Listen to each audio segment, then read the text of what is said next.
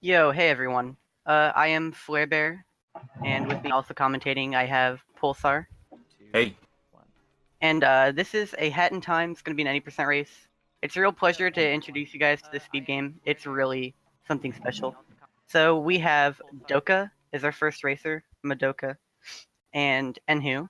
Just a little bit of background information. On the 90% leaderboards, Doka is second place. His PB on the leaderboard is 4405. He has an unrecorded 4402, but either way, like right next to each other, second place. And the other racer is Enhu at number 6 with a 4428, so around 25 seconds apart. Because up in those top ranks, it gets real close in terms of skill. So that's pretty exciting. So, Doka and Enhu, how have you guys been feeling about your play this week in terms of consistency and everything like that? Like, what should we expect from your race today? I guess I'll start. To be honest, today This is could Doka, be. by the way. Yeah, what's up, guys? But yeah, today I honestly am not feeling the best. I did a lot of practice today beforehand, and I was not like seeing results that I'd like to. So I think I'm gonna have to work really hard if I want to get the time that I hope to get.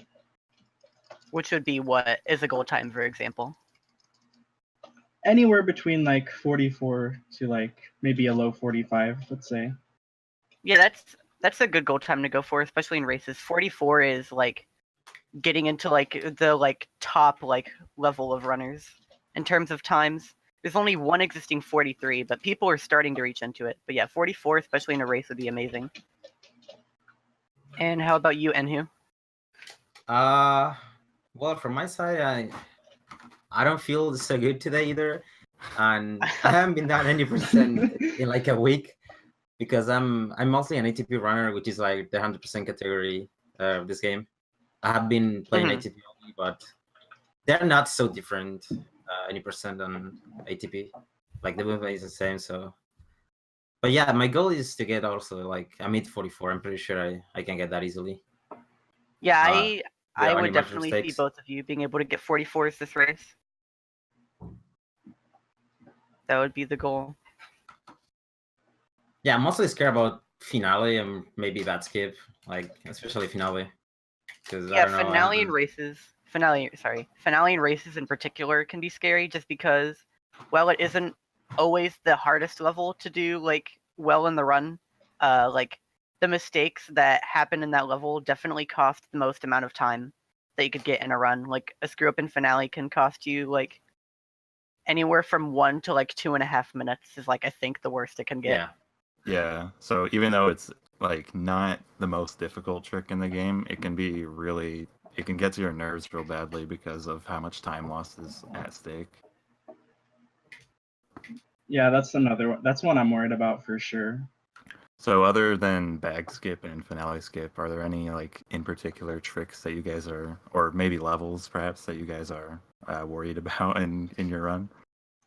I will say gallery, which is the level I'm practicing right now, because I tend to mess up this level a lot.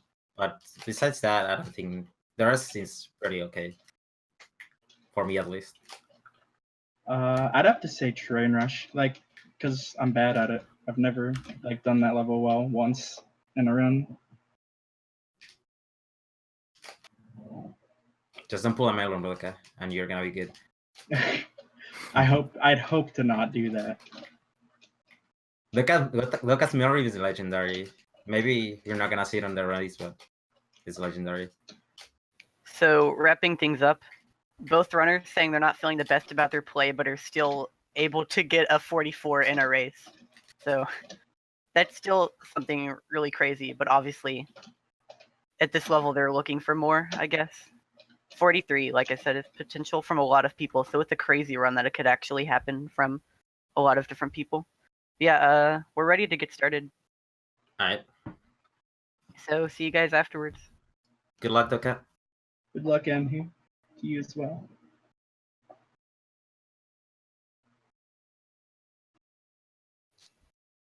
Okay, we are awaiting a countdown.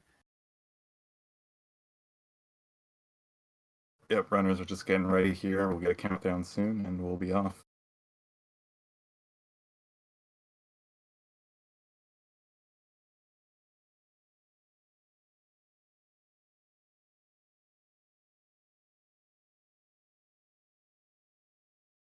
Looks like Doka's just verifying his settings so he doesn't have any performance issues during the run. So once both players are on the start new game screen, we'll know that they're both ready.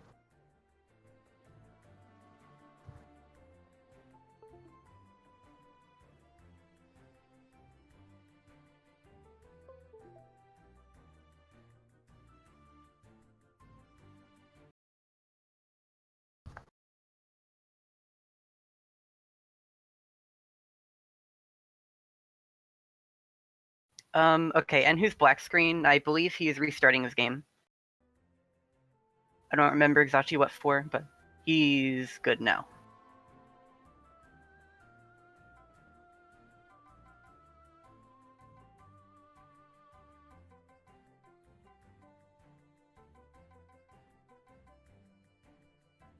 Yeah, shoutouts to Doka's Squidward file. In one of the levels in the run, they probably won't be doing it because obviously it's time consuming to do so, but one of the things in the run that we skip past is you can draw a little picture over your passport, like over Hat Kid's face. And you can like make that like your default file thing. And he's had that Squidward file for ages. He has it backed up, I'm pretty sure, so he never loses it. Yeah, that save file is actually pretty legendary because Doka and I and Flair and a bunch of other people do co-op runs together, and Doka's usually the one hosting it. So it's a joke between us to always delete the Squidward save file, but Doka has like 20 backups of it. So I think Enhu and Doka are just about ready. We're waiting on Enhu, I believe. One of them is ready, and then the other person needs to change something, and then they keep swapping back and forth is what's happening right now.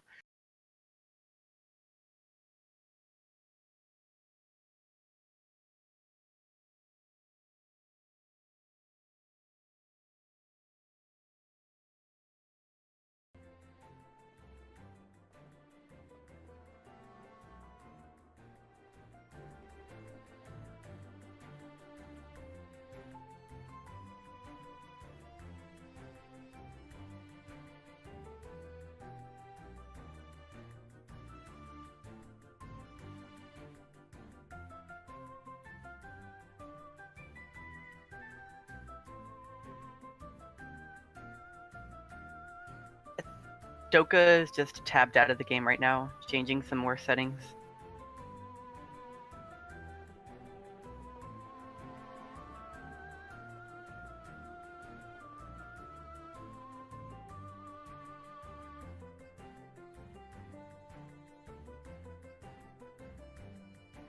Okay, finally? Maybe? Maybe?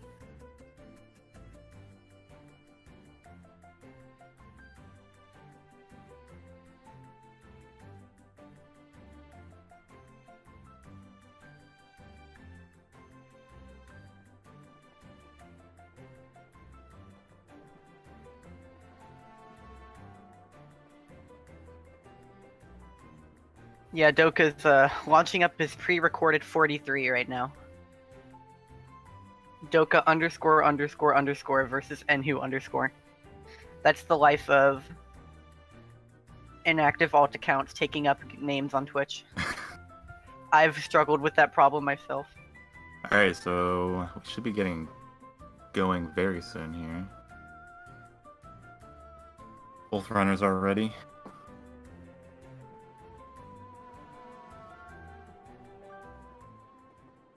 And there we go. Alright. Finally, we have begun. So, little intro explanation of this game. The timer that they're running off of this time is actually on the top of their screen in the game itself. This is the in-game timer that was implemented. It removes loads, obviously, and does its best job to not vary through performance, but it can sometimes slightly change, like maybe like at maximum a couple seconds over the run. So it's pretty accurate overall. And Like you can see Doka's loads are a decent bit slower than Enhu's. So a good thing to note for people watching for the first time is that pace actually, like, in terms of like who's in the lead in races, you need to take note of like, and we'll try to do a good job to explain that, of times that they actually complete levels, because Doka might actually be ahead out of here, but obviously Enhu's finishing way faster because of his loads. So Enhu got like a 38. Yeah, Doka is barely slightly ahead. So that's just a little short explanation of that may happen a decent bit throughout the run.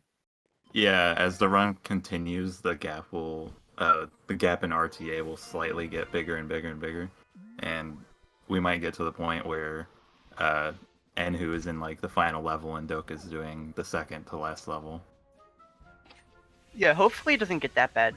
Yeah, But it can vary quite a bit. Like, at worst, you can lose like over a minute to load times. Yeah. Anyway, they're in Mafia Town.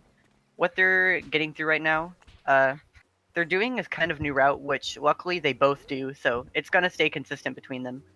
There's a route that we only started doing a couple days ago, but luckily they both do it, so they're not gonna be straying off in different places. But they're going around and collecting yarn.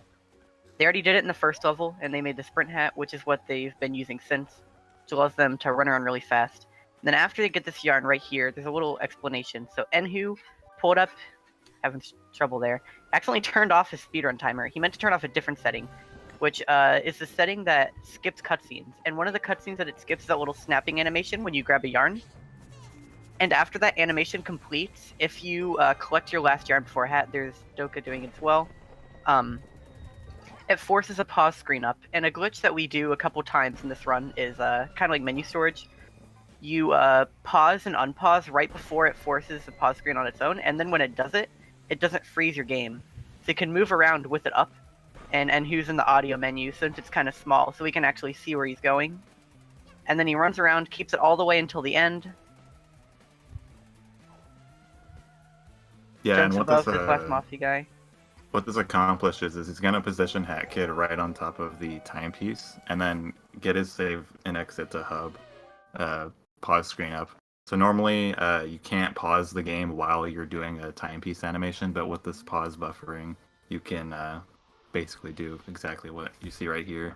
It saves about 3 seconds, 4 seconds, I think, over not doing the pause buffer. Yeah, it's a little bit extra time of setting up, because obviously you have to watch that cutscene and collecting the yarn. But then you get to skip the timepiece animation that plays by exiting the hub, which that animation is around 7 seconds long. So that helps out. So now they have the brewer hat, which is the thing that they made while they were collecting that yarn. And it throws projectiles. And these Mafia guys, he's in that little red state right now. You can't umbrella him when he's in that red state. You can only jump on his head or throw a potion at him.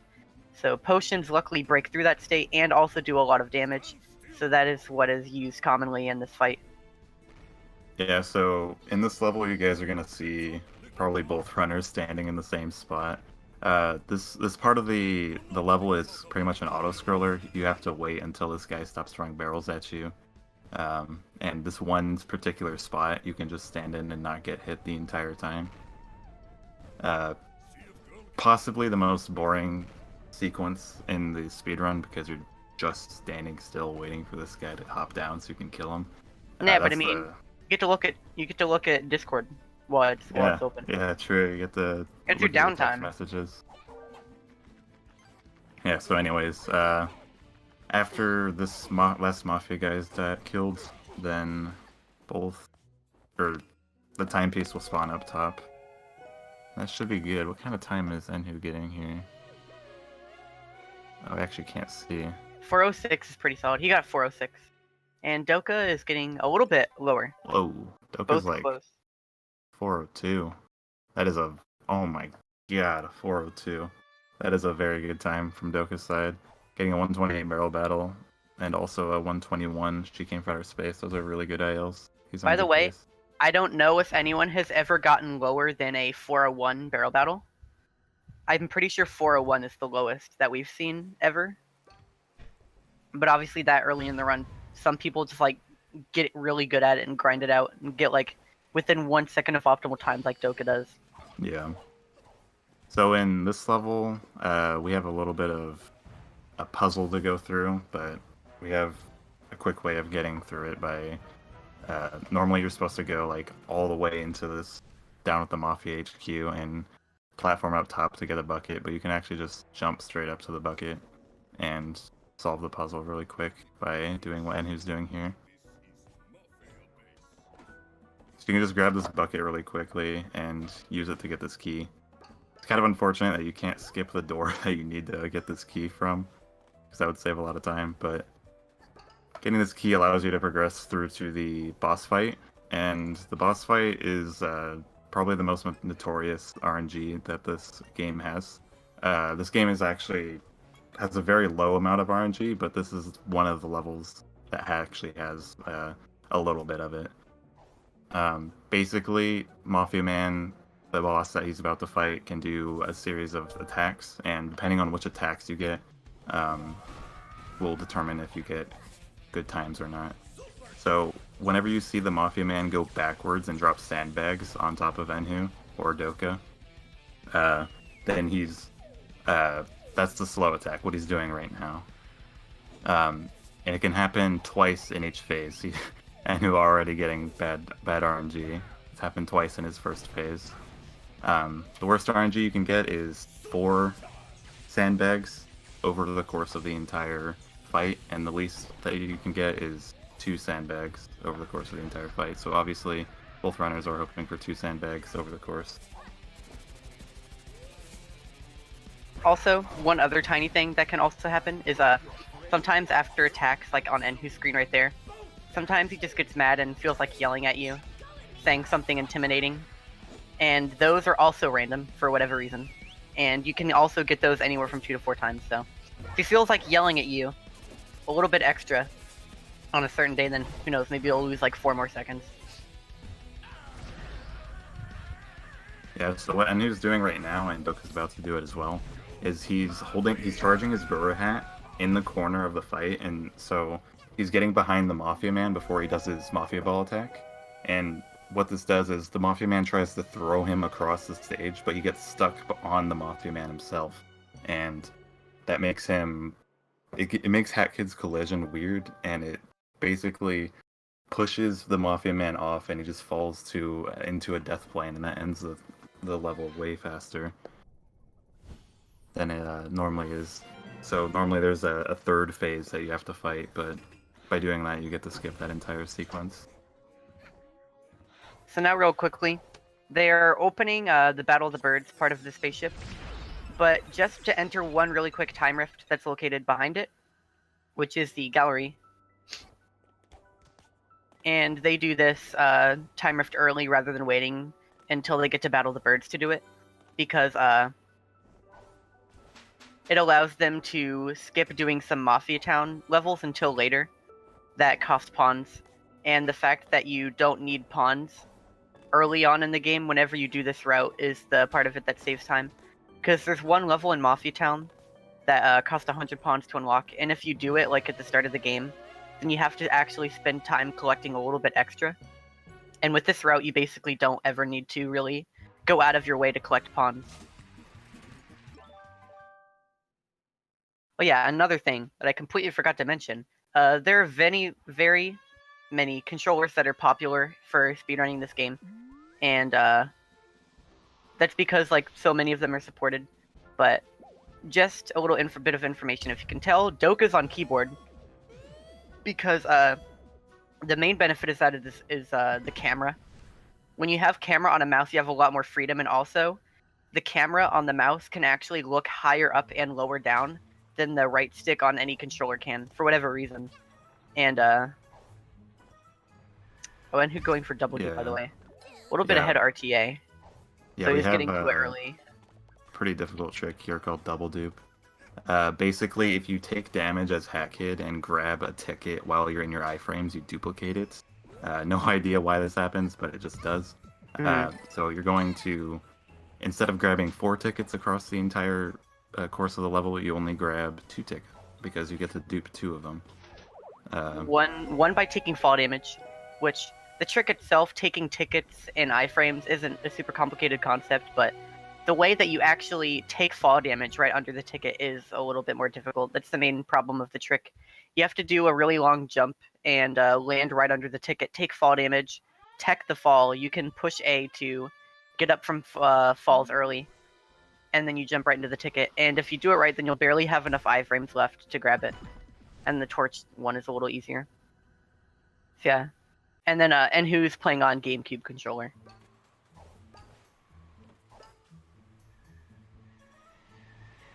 Alright, so we got our first time. Oh no, actually not our first timers. This used to be the first time rift of the run, but now we do gallery first. So these levels are usually really cycle based. They're just pure platforming. There's no real objective other than just get to the end.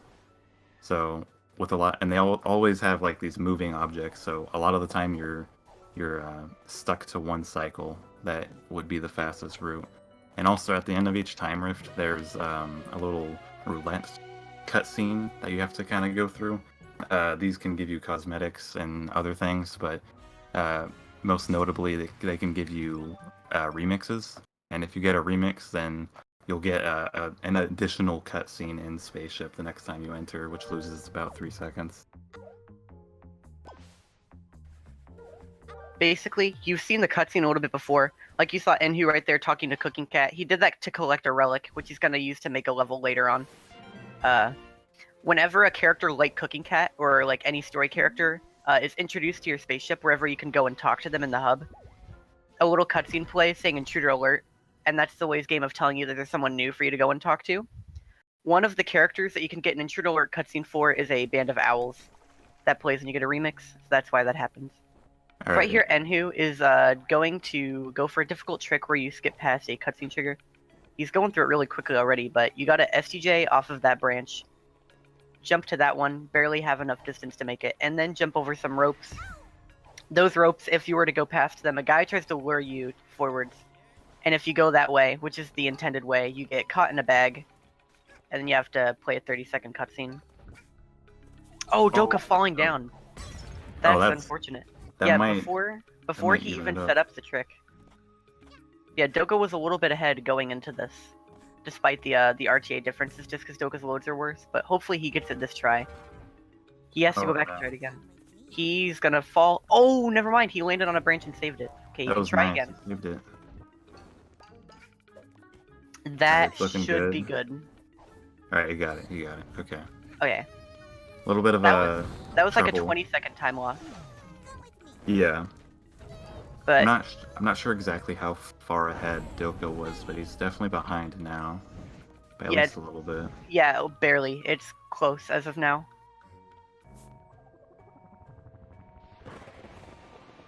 Yeah, the reason that you can't avoid going into the bag without going over it like that is because there are these firewalls that are all around Subcon.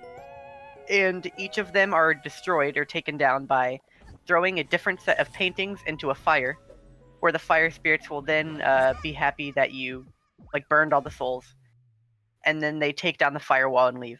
So that one right there was the red firewall. That one is required to beat this level. Yeah. And then the others you can just do whenever you want to get rid of the firewall. So we do one other time, which is the one Enhu's doing right now. This is just 2 paintings, the blue paintings, and that takes down the blue firewall. If he goes for a little trickier. Yeah, by the way, you might have seen it on Enhu's side, but it's going to happen on Doka's side right now. We're doing a pretty cool trick called Cherry Death. Basically, you lower yourself down to 1 HP as you complete the level, and then light a cherry on fire, and then throw it where the timepiece is going to spawn. Grab the timepiece, and then have the cherry explode. And what that does is keep from going into the back into the hub, so you can just go straight into the next level, because in order for the way Subcon works, you can kind of just go to most of the levels that normally you would have to unlock, but you can just go to them because they're already loaded inside of the world. So because of this, you can just go straight to the second level instead of having to go back to the hub. And I believe both of them did get the blue wall cutscene skip. Basically,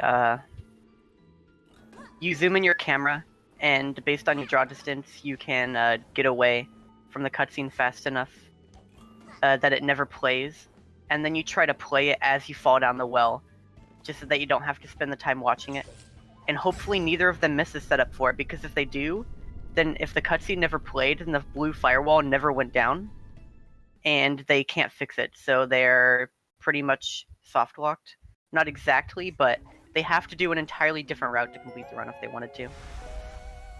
Yeah, meanwhile, missing... this level is just hookshotting up to the top. It's pretty short, just because there's so many sequence breaks. Like, hookshots are generally really fast in this game, and using them wherever we can is pretty good. And like right there, it allows you to skip past all of those puzzles that are in that level. You can just take 3 of them and make it all the way to the top.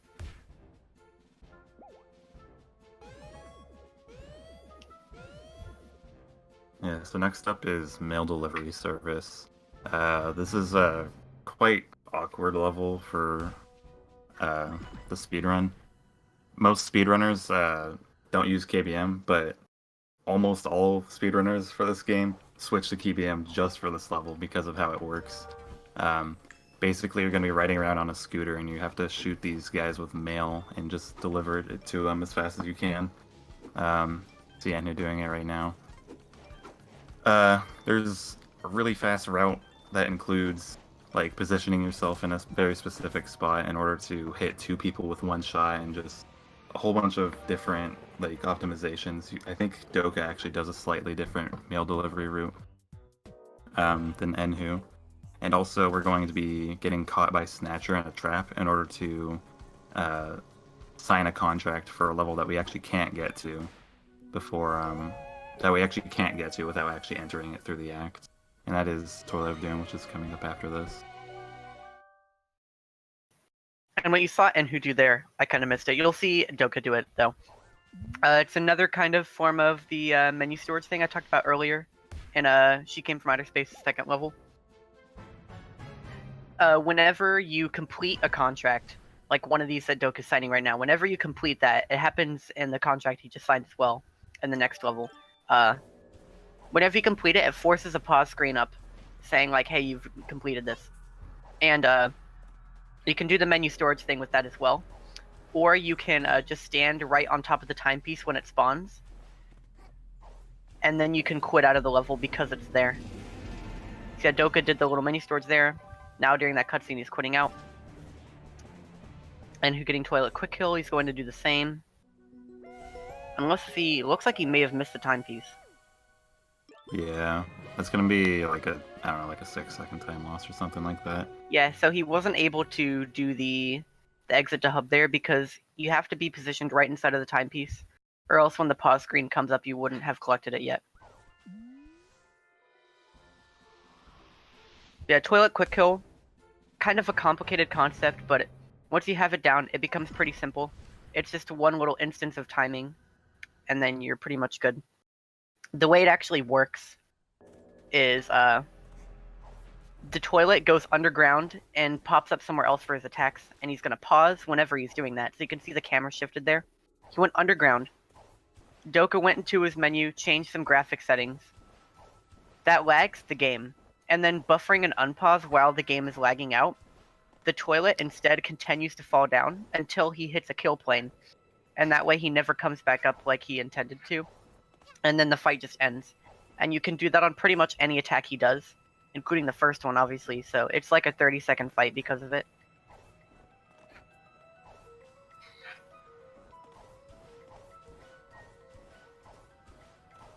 So right now, Enhu just skip past a little bit of puzzles. Pretty simple sequence breaks. It wants you to like throw cherries and break down the walls, but you can just jump right over them. You'll see Doka take care of it quickly as well.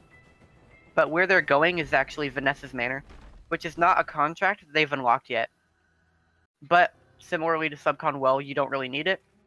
You can enter it at any time, whether or not you sign the contract to do it, and then once you're there, it'll just work anyway. Because the loading zone is accessible at any time. And then you get in the little developer-intended skip. Skips the entire level when you crawl in that little hole. He's at the end. And that's about it. That's a pretty self-explanatory level. Other than the ice, like, the little ice hallway movement, I guess, that Doka just got through. is like the main difficult part.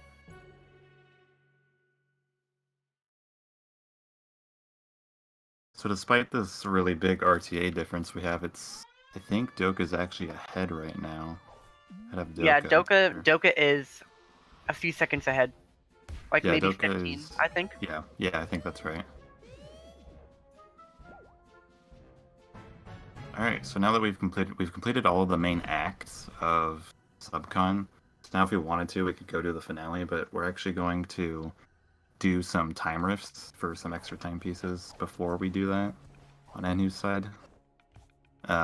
These are just like the time rifts in Mafia Town. Just get to the end, grab the timepiece, get your cosmetic. So missing the cycle and the time rift that Enhu's in right now is it's pretty simple to make it to the correct cycle, but whenever you don't, it's really bad. So hopefully he'll make the cycle he needs to. Basically, this last gear right here, you have to hit a hook shot right afterwards. And if you make it to that gear whenever it's not raised up, then you won't be able to reach, and you'll have to wait. So with perfect movement, like no mistakes like that, you can make it when it's all the way to the top and just cleanly fly past it. But a little bit more mistakes, you can still make it to the gear, and you can jump up to the hook shot and still barely make it. So it's a little bit lenient. You can afford to bonk and like still make the cycle. Yeah, Pipe and Village, which is coming up, are two of the most lenient time rifts, I would say, for cycles at least. Both the Subcon ones.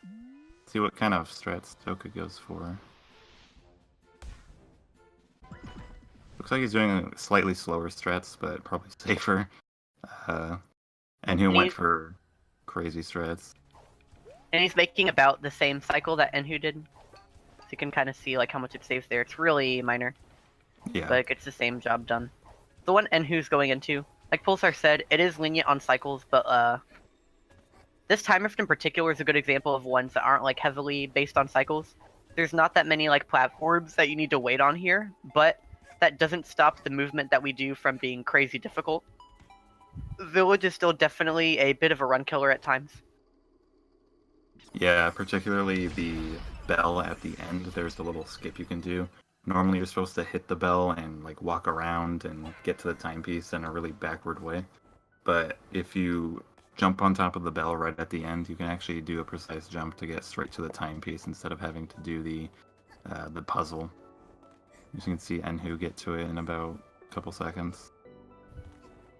Yeah, the bells, when you hit them, they are Dweller bells, which the Dweller mask accomplishes the same thing, but like Dweller things in general is something we don't really deal with in the 90% run that much. But those little green platforms, if you hit the bell, it makes them solid. So you're supposed to do that, but you don't actually need the platforms at all if you just get it first try like he did.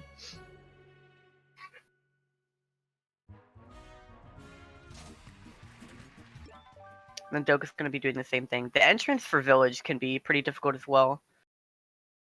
But okay, yeah, I was hoping he would go for it so I could talk about it. He got a triple jump, which triple jump is one of the movement exploits with the sprint hat. And basically, when you have the sprint hat, you have two different types of jumps. Basically, the normal jumps like you would if you're just walking normally.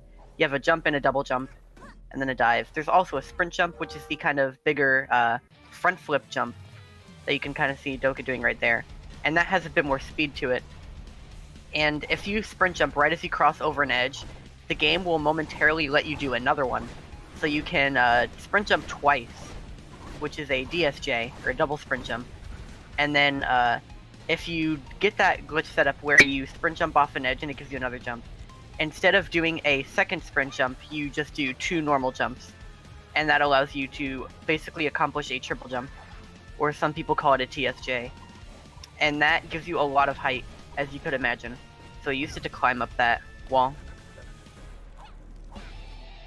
Yeah, so Enhu just finished up Snatcher quick kill. Basically what just happened there, you'll see it on Doka's screen, because he's going into Snatcher as well. For some reason, you can just barely reach Snatcher's hitbox with your umbrella. You're not supposed to be able to hit him this early in the fight, but because you can get him down to 1 HP.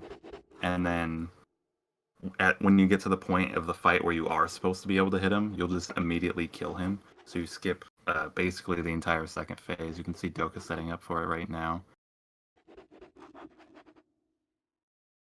And after you kill Snatcher, you'll be in Enhu's section, or this section that Enhu is in, where you just have to sign a contract. It's pretty much an auto-scroller, but you have to mash through some text. It's a pretty long sequence, but it is fast. So Doka at a certain point stopped hitting him.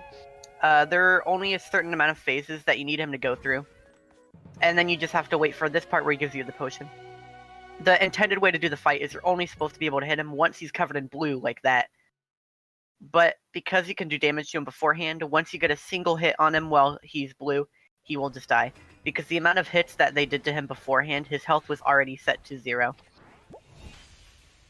So now Enhu's using the 2 relics that each of them grabbed, and they're making the burger, which the burger creates a purple time rift and Mafia Town, which is unique to all the other time rifts that we do in the run. Works a bit differently. Enhu went up to the button for Battle of the Birds, forgetting that he already hit it. That is like old route movement kicking in right there. Yeah, so basically that's when you're supposed in the old route, which actually isn't that old. It's like less than a week old, which is probably why he still did it.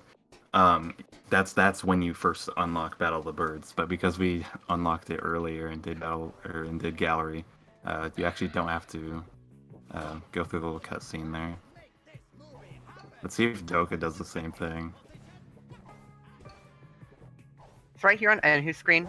You can see a little bit of a cool thing in this game is that objects that are moving add to Hat Kid's momentum whenever she jumps off of them. Oh no, we got caught by one of the birds. Generally, the movement they try to do avoids those like birds.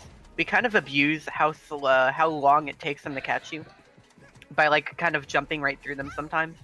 But if you make a mistake at all when you're doing that kind of movement, then obviously you'll just get stuck and then they'll catch you, which warps you back. Luckily, there was a checkpoint right before the spot where Enhu got caught, so it didn't hurt him too bad.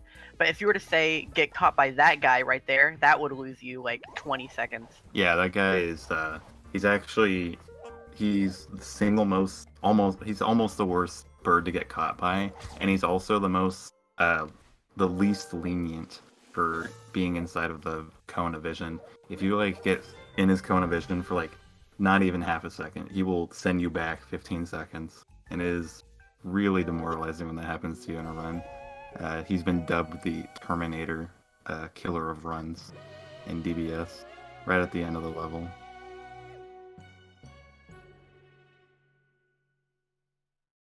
Yeah, see another momentum jump from Doka right there. These sandbags kind of abuse that as well. There's some things like those sandbags or in other levels balloons that kind of bounce Hat Kid up. And whenever you dive boost into them, since dive boosting is like one of the fastest ways that Hat Kid can move, you just bounce into that, and then the bounce gives you your double jump back, but you're still maintaining that speed. So Doka's going to do it there again, dive boosting right into the sandbag, and then he can just fly halfway through that screen. So that's a cool abuse of momentum. And now Enhu is in the first, like the movie level. The kind of story of this chapter, Battle of the Birds, is the 2 different main birds, the conductor and DJ Grooves. You play a little bit of each of their little movie levels, and then there's the final boss. But we actually don't do that many levels here. We get out of here before we ever get to that stuff, so the story isn't really... It's left at a conflict in the 90% run, pretty much. So yeah, this little sequence that Enhu's in, now there's been a murder, and he has to go look for evidence, and go through a bunch of different keys and doors until he makes it to the very end, and then the story completes. But there's a sequence break that you can do here. He's jumping on top of the door frame, and that button right there, it lets you get enough height that you can make it to the top floor right away. There's like nothing blocking you from making it up there. So whenever you do that, you unlock the top floor right away. And that skips a lot of the parts that it normally wants you to do. Was Enhu? He actually got it! Dude, he got instant right. I was about to talk about that. That is like one of the hardest things you can do in this game. That is really difficult movement that Enhu just got. Basically, you'll see Doka go for it as well. If we get double insta door in a race, that would be legendary. But basically, When you sequence break in this level and you enter that door, it teleports you back after a certain amount of time, because you're supposed to be watching a cutscene, but you're not watching a cutscene, and I don't know. It teleports you back, but if you enter a door at the exact same time that you're going to get teleported back, it'll actually cancel that, and it'll just teleport you to where the door is supposed to teleport you. So you can see Doka is about to attempt the same movement that Enhu got after he does the sequence break. By the way, this sequence break right here that Doka just did is really, really big. You actually save so much time by having to not get all the keys and unlock all the doors to get up to that button. So here goes Doka as well. If he doesn't get the movement, you'll be able to see what it looks like. Yeah, he's failed. He didn't get That's it. unfortunate. So you can see after a certain amount of time, it just warped him back to the beginning of the room. I don't blame him for missing it. It's something that generally you don't really get that often in runs. You need to have like actual flawless movement. You have to get a double sprint jump off of the very edge of a block, and you basically have to do it instantly, or else you won't have enough time, because the time window is super strict. And he didn't get the double sprint jump off of it right away, so he knew that he wasn't going to be able to make it.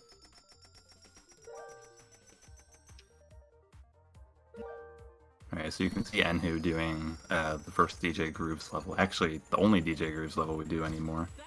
Picture perfect. Pretty much just run around being a diva, get as much fan club points as you can get. There's a little bit of a kind of sequence break here that you can do.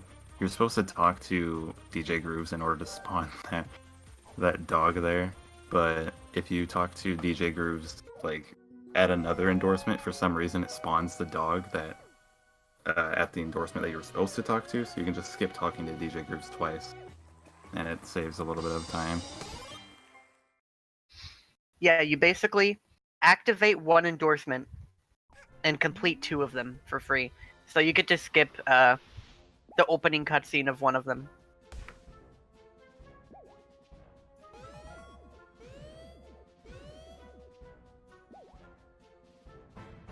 Alright, so Enhu could either do... Looks like he's gonna do AliExpress for FTS. So you can see he's re-entering Murder on the AliExpress. He's not doing the level again, he's going to the time rift, which is located in this level. This specific time rift is one of the most notorious for new runners, because it requires... it's not a super precise cycle, but it just requires... It doesn't require an SDJ, but in order to do the cycle normally, you have to SDJ right here. Well, most people SDJ there, and who actually has a precise, or not precise, a little setup for double jumping instead. Basically, if you're on cycle, to press this button right here, he's on the good cycle in order to complete the level as fast as he can. Once you press that button right there, you can kind of rest easy. You just need to have like decent movement to get up to this gear, and after that you have gotten all the cycles. So Enhu's actually completed it as fast as you can, as far as cycles are concerned. Basically, you optimally want the gear to take you up to the top of the spinning gear, and if you don't make it as it rises up there, then you won't be able to reach that part of it anymore, and you'll have to wait for the next one, which costs a couple seconds.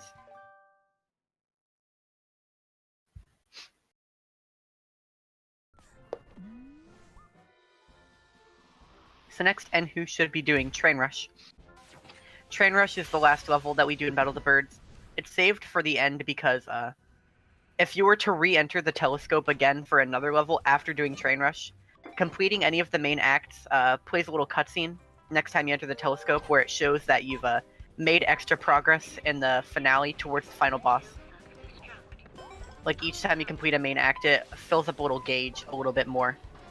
And that cutscene, it's worth skipping, so that's why we do a Train Rush at the very end, so that we don't have to watch it again. And then Train Rush itself is, I want to say self-explanatory, but there's obviously a lot going on. It's just throwing in dive boosts wherever you have room to. There's one kind of weird trick that's right here, actually. These platforms move forward at a certain spot, and if you precisely angle yourself, you can land on it like Enhu did, and then they just take you forward. So that just slid him forward and avoided having to skip or having to like jump all the way to it. but it is precise. You have to replicate the same movement every time from the time you enter the room. That way you can like actually, because it is precise. It's like moving really fast. You like barely land on it when you get it right. And then the rest of it is just hitting these panels that activate the next section. Then it activates more panels. And it activates more panels. Just getting used to these patterns of movement over and over. They can be annoying because of all the cannonballs that are being shot at you. And then you dive boost right into Conductor, and then the timepiece is just in your face.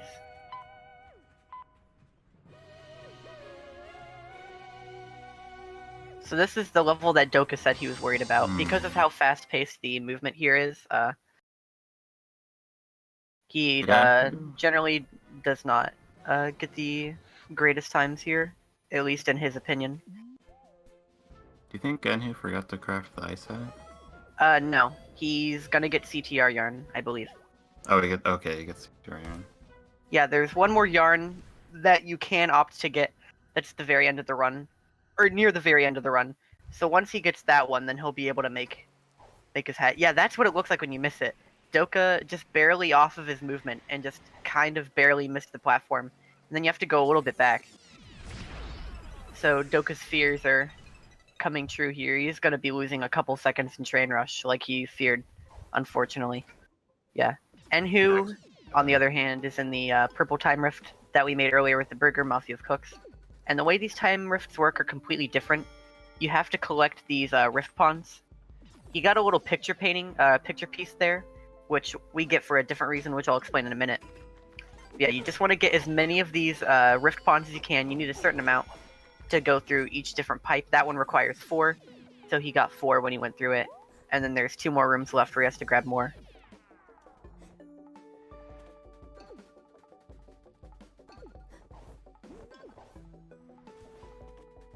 Looks like Doka getting 143. 143 train rush. It's better than his PB. Good job, Doka.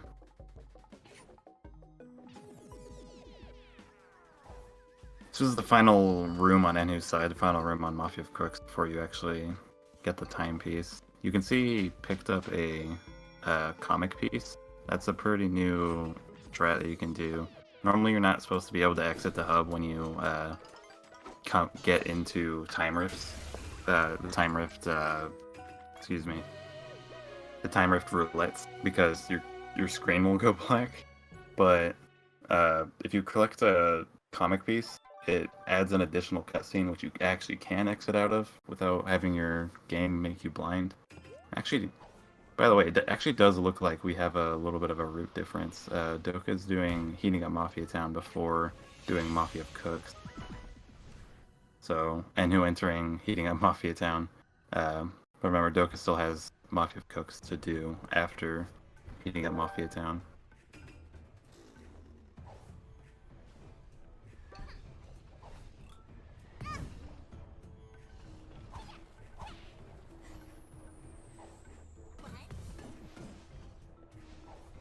So in terms of lead, they're actually not far off. Neither of them have actually made any major mistakes this run. The biggest one I remember off the top of my head is Doka missing bag skip, which was like around 20 seconds.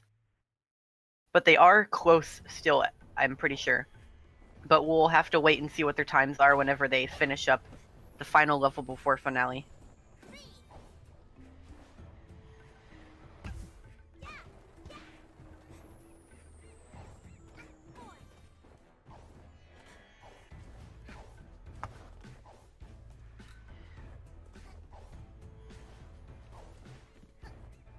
So right here on Doka's end, he's abusing a little soft lock prevention mechanic. He gets himself stuck under the faucet, and the game wants to prevent him from being stuck, obviously, so it warps him back to his last known safe position. Which, because he didn't touch anything before going down there, you can see Enhu doing it as well. They skip past everything as to not touch the floor, clip in the faucet, so that they can, like I said, not touch the floor at all. Their safe position is still set to the top, and then it warps them back to the last place it thinks they can stand, which is right next to the cannon where you conveniently want to be.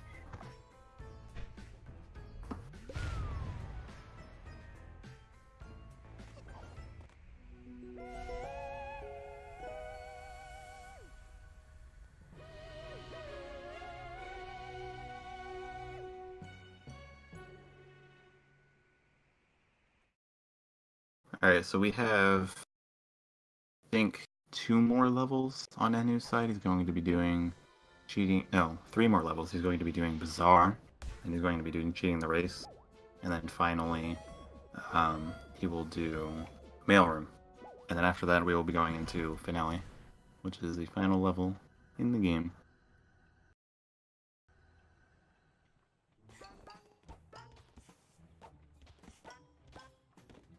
So, as we were talking about earlier in the race, we were talking about how there can be a lot of RTA difference going on depending on load times. Because Doka has much worse load times than Enhu does, he's actually 2 minutes behind on the speedrun timer. So it might look like he's actually way behind on the route itself, but we actually don't know until they complete Mailroom, which will be the last level before Finale, where these runners compare, because Doka has Mafia of Cooks to do, and then cheating the race, and then Mailroom, but Enhu does not have to do Mafia of Cooks. He just has cheating the race and Mailroom.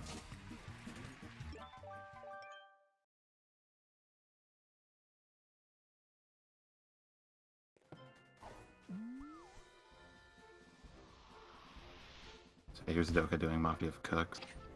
And they're doing cheating the race. This is another one of the really difficult levels for beginners to learn because it just requires good movement, just straight up raw good movement in order to complete. And you can see during this cutscene he's going to craft the ice hat. You need the ice hat in order to get to Mailroom. Enhu actually collected an extra yarn. He had 9 yarn. I think he got confused on the route. We changed some of the yarn that you grabbed recently.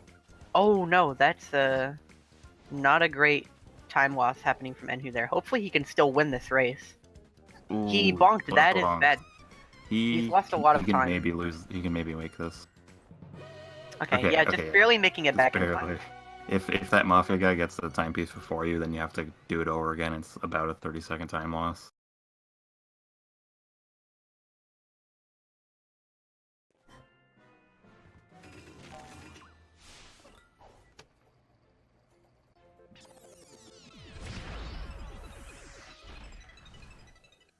So Enhu is definitely on pace for a mid 44, like you said. He could actually finish this run very, very close to his PB. Oof. What about a mistake from Doka? Oh no. He's Oh, tried to dive boost into that the was bad lane. from Enhu. He just lost to like 20 seconds. That actually completely changes everything.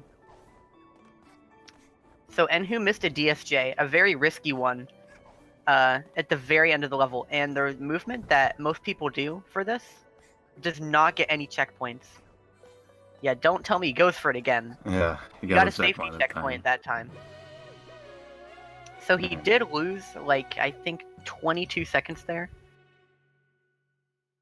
So now, I think at best, assuming he plays Finale well, he could be on pace for a, like, 44, maybe like 4x, 5x, definitely higher in the 44 range. Yeah, he's still 44 pace.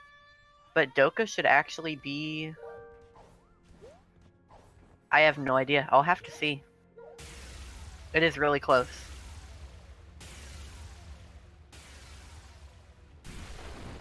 Assuming no chokes come out from Doka at the end here.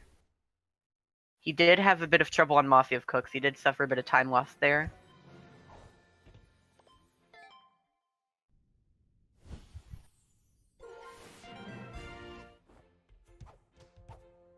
Okay, so he is fine. Like you can see there, you can actually just completely destroy the Mafia guy to the end, like Doka just did, assuming you have great movement on it.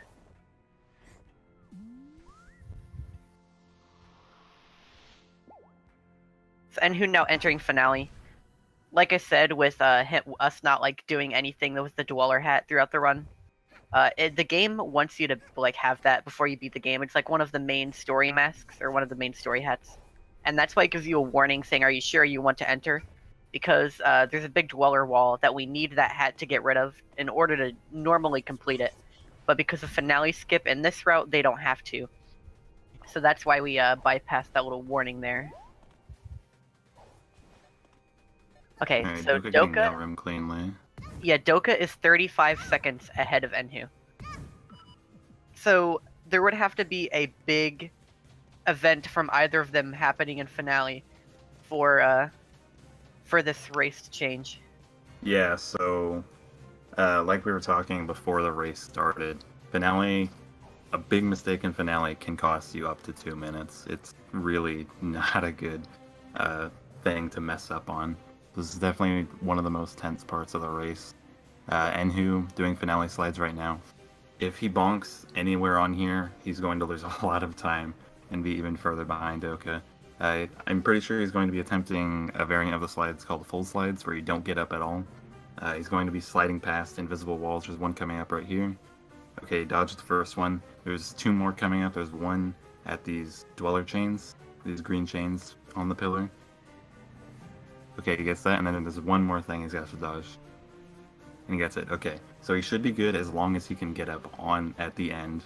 That's the last sketchy part for his slides, at least. Doka entering finale. He's about to start this sequence himself. Yeah, this trick is kind of weird to watch because unless if you know exactly how it works and you've like practiced it, you can't really tell like exactly what's going on because it looks worse than it's worse than it looks is what I meant to say. Like the invisible walls, it doesn't look complicated when you correctly dodge them, but they are definitely very deadly and you can bonk on them a lot. So it's a lot more difficult than it looks. But Enhu gets back in bounds and is now fighting the first phase of Mustache Girl. This is going to be the last section of the game, so depending on how Enhu's fight goes, this will be the deciding factor. He could have actually died there. Yeah, that was scary. Oh my god, Enhu. Enhu he's cutting it close right here. Yeah, if Enhu dies, that is humongous time loss. Okay. He's good. Okay. So he definitely lost a lot of time on that first phase, but he didn't die. So it is pushing a little bit further away. Doka would have to fail slides at this point, so he did bonk! Shoot. Okay, this is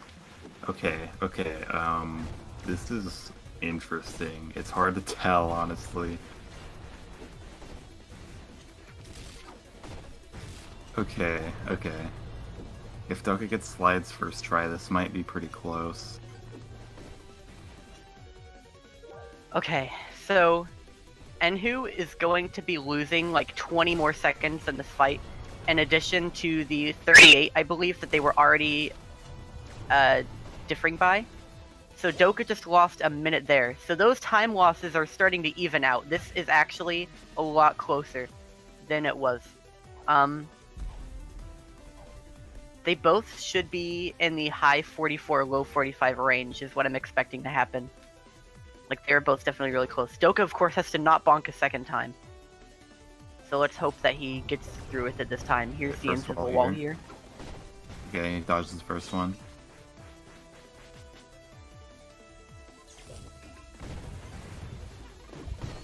Okay. Second one, here's the hole. This is the hard part. Oh, he bonks no. again. Okay. He didn't warp. Ugh. Yeah, he's going for dive boosts. Yeah, that's not... Okay. Bonking right there and getting warped back is better than bonking and falling all the way off for sure, but it's still a tragic time loss. So he lost like around a minute to the first bonk, and then 40 more to the warp back. But now he's dive boosting, so that's... Yeah, he's losing 2 minutes to finale about. So we might have this in the bag for Enhu. Enhu's made it to a phase where you can't actually die. No matter how many hits you take from Mustache Girl, you have infinite health.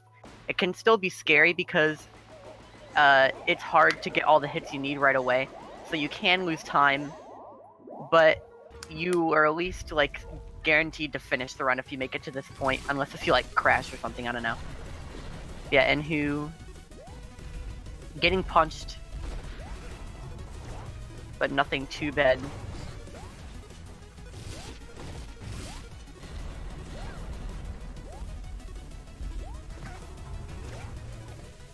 Yeah, it's looking like a low 45 for Enhu.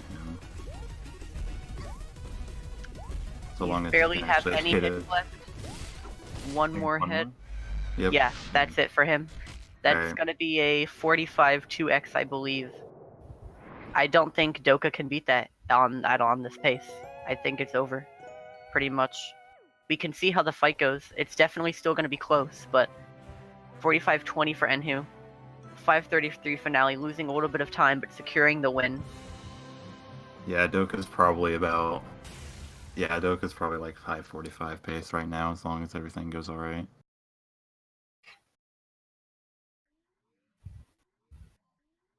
Oh, he actually went for... Okay. He went for the skip. You can do a little trick here where you can skip this dark sequence here with where you just have to wait for Mustache Girl. Unfortunately, he missed it, and also he was on 2 HP. You have to be on 1 HP for it to work.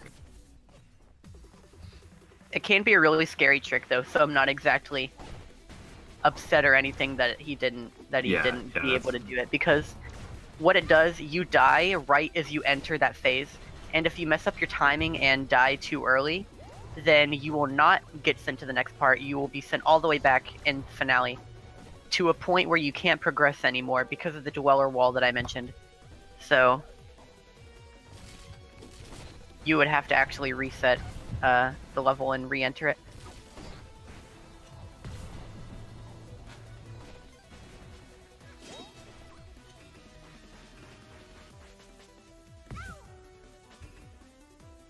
Alright, so this is the RNG part of this fight. Depending on how many times Mustache Girl actually brings up her shield, loses time. Most lucky you can get is 1 cherry. This goat throws 1 cherry, you break down her shield, and then you just get through the entire phase. That's very unlikely to happen, but it's a really hype when it does happen. Wait, he's actually on pace because of double hit here. Okay, unfortunate. It's gonna look like a 2 cherry, but that's still very good RNG. At least I think this is a 2 cherry. Yeah, that was really good cherry RNG. That's definitely above average. Very good.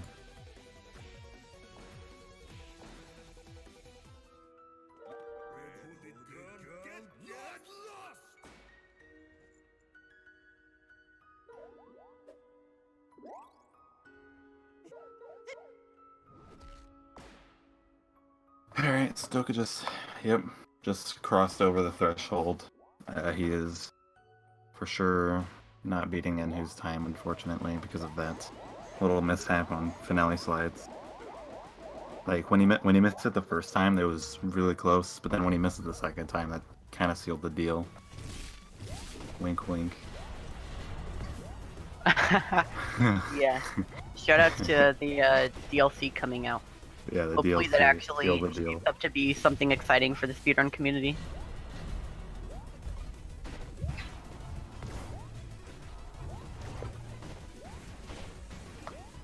So Doka bringing it pretty close, despite all of the time that he lost in finale. That's really unfortunate, but yeah, that cost it for him. Whew.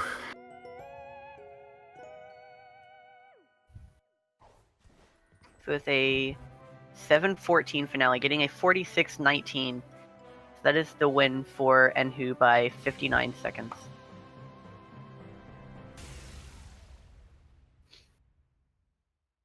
Good race to both of them, considering how close it was going into finale. And then, finale just did its thing. Reshaped everything.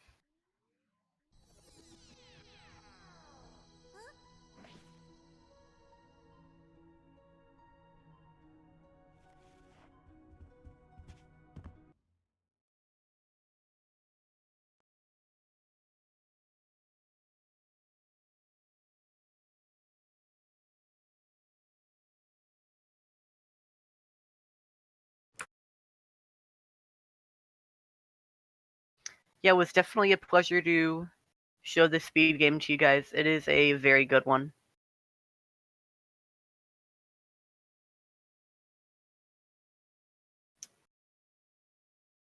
It's been actively progressing for like the past year. It's been almost out for a year, and still the entire time been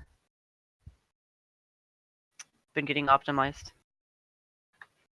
But by the way, we have a little bit more time to fill, and actually we are going to be doing another race going to be getting a rematch from Enhu and Doka right now, because we have a bit more time to fill for the schedule.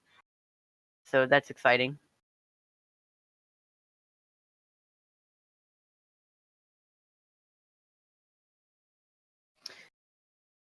Yeah, unfortunately, I myself do not have enough time to commentate this race, so that's going to be it for me.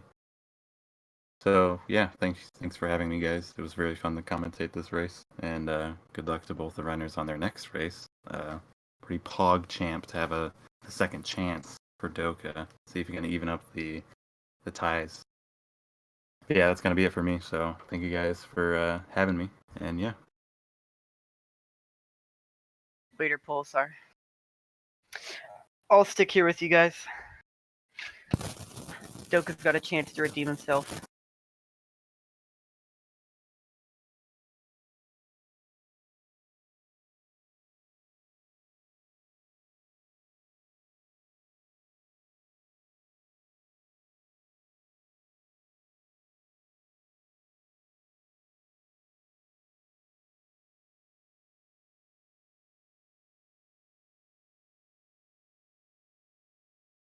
So both of the runners are gonna restart and set up for another one.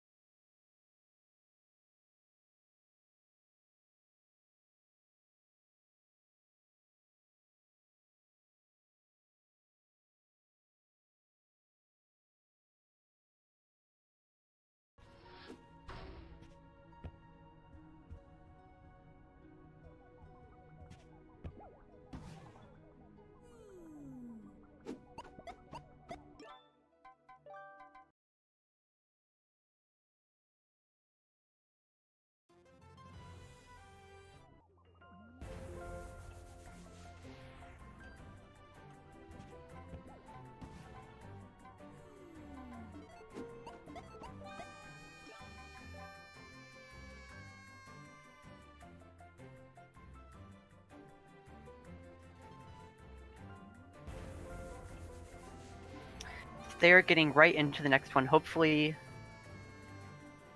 they'll have a chance to redeem themselves and how they played. Just a little bit of feedback because they were talking. And who noted,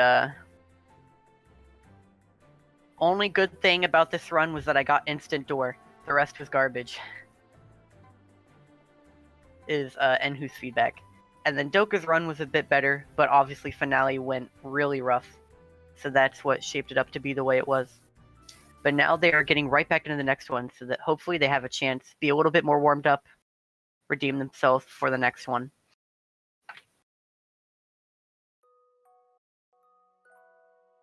And now you may know a little bit more about what's going on as well.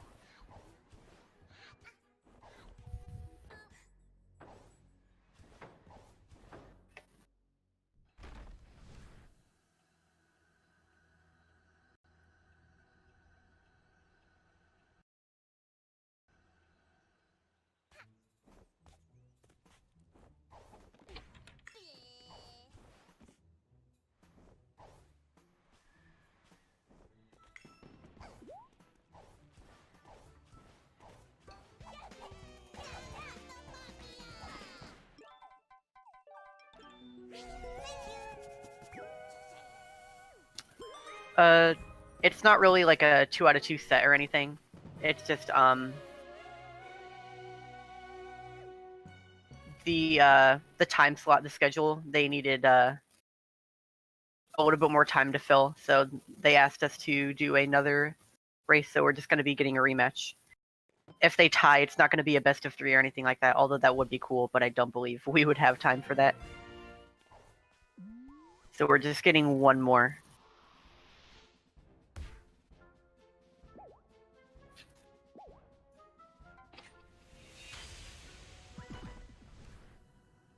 A tiebreaker some other time, that would be exciting. Have them do their tiebreaker in all timepieces, 100% category. That would be pretty sick. If you're interested at all in this game, just watching any percent, should definitely check out all timepieces as well. So much of it is different, and all of the levels that we skip out on any percent, unfortunately, are all really cool. So that makes it being a really fun category. So Enhu's setting up for the menu storage a second time, and he's getting it fine. Turning off a graphic setting here is something that helps. There's a bind F5, and you can see his shading is a bit different, and also it isn't blurry anymore. It's a setting called depth of field, and it changes like the background blur and stuff like that. And when you have that disabled, you can actually see where you're going whenever you have the pause screen up. So both of them actually use that for this trick in particular.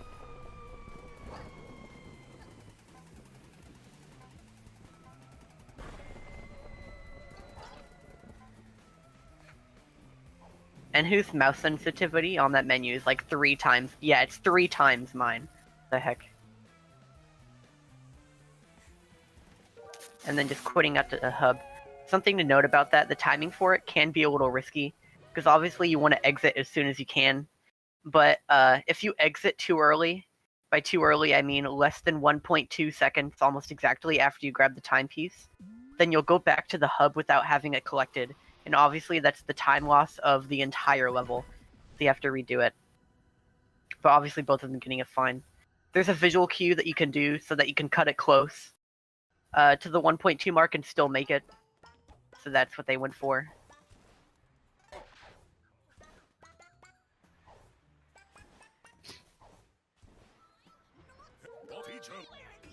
Yeah, just getting a bit more stomps and projectiles in. That is quick. That was pretty fast.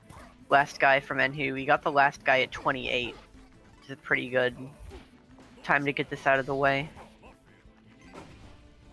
Doka missed a little jump there. Still getting 27. I swear, Doka's a god at barrel battle. Like we saw last race, he got the 402 out of barrel battle, which is like really solid. It's like the best that we've seen, like I said, is like 4 flat around there.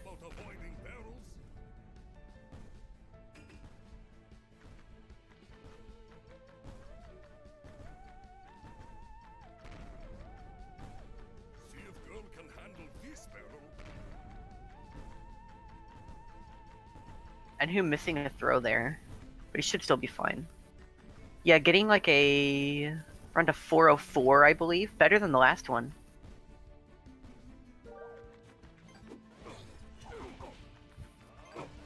And Doka actually slightly behind this time from Enhu, but still keeping it close. Obviously, that gap will widen more based off of their RNG in the next level and down with the Mafia. Because last time Doka got a lot better RNG than Enhu, he was leaving down with the Mafia really early. That gave him a lead for like all the way up until bag skip. He just held on to that time save.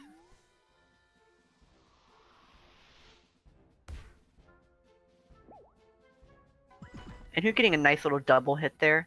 Those two guys in particular are close enough together that normally when you umbrella it, someone Hat Kid tries to kind of lock onto them. The Brewer projectiles kind of do that as well. If you position yourself right in between them, you can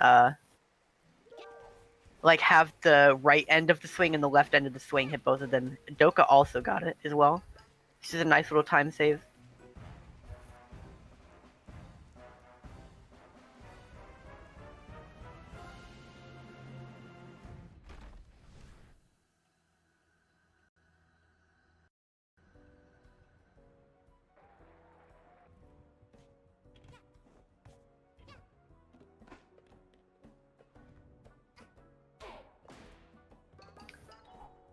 Okay, there he goes. Yeah, had a little bit of trouble climbing up the wall for fight skips. That can actually be one of the trickiest parts of this jump.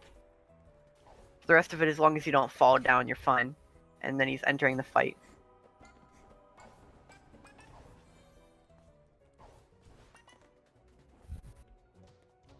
He's getting 1 sandbag already.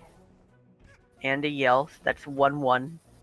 That's kind of how we count it, is based off of the, since the 2 types of time loss you can get are the yells like he's doing now and the sandbags.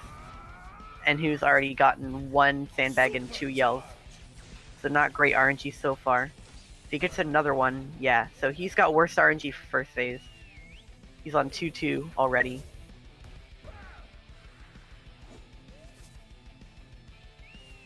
Doka also getting 2. So both of them on bad RNG so far.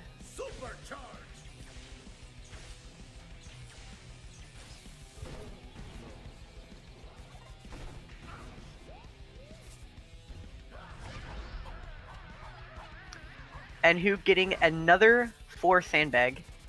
2 runs in a row on each of the races he got 4 sandbags. That is not very likely to happen twice in a row. It's pretty unlucky, considering the odds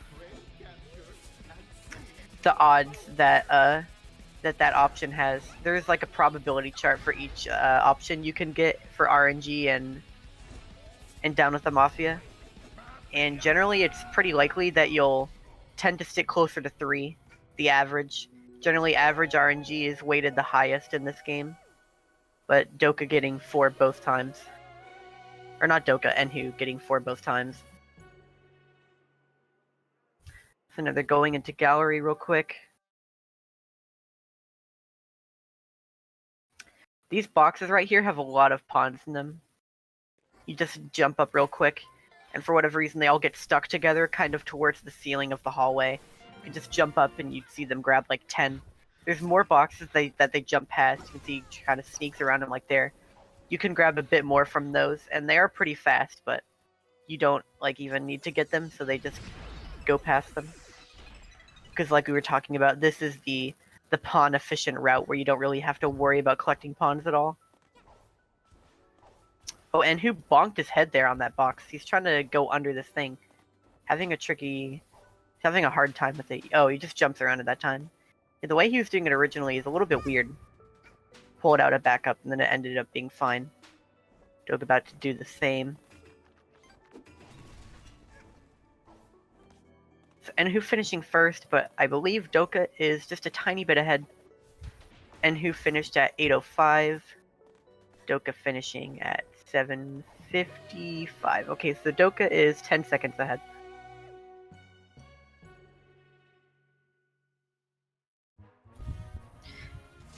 You know, you could have missed it entirely, but fortunately we have time for a second one. We finished one already with Enhu getting a win because of a finale choke on Doka's end. So hopefully they can redeem themselves this time. They both wanted 44s based off of the interview. We haven't seen one yet, but they're both capable of doing it. Hopefully we'll see at least 1 or hopefully 2 in this race.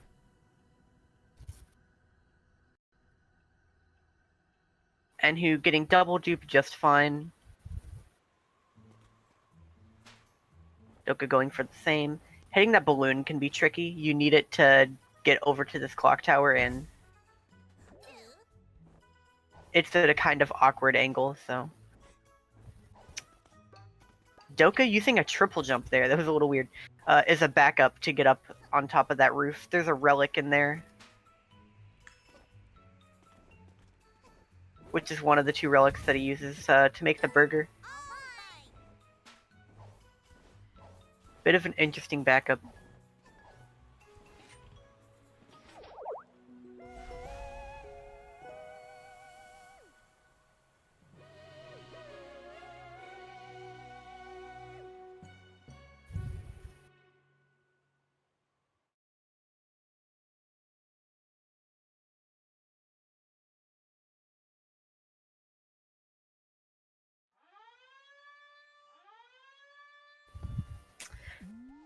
Enhu almost, you can actually get stuck in that pipe.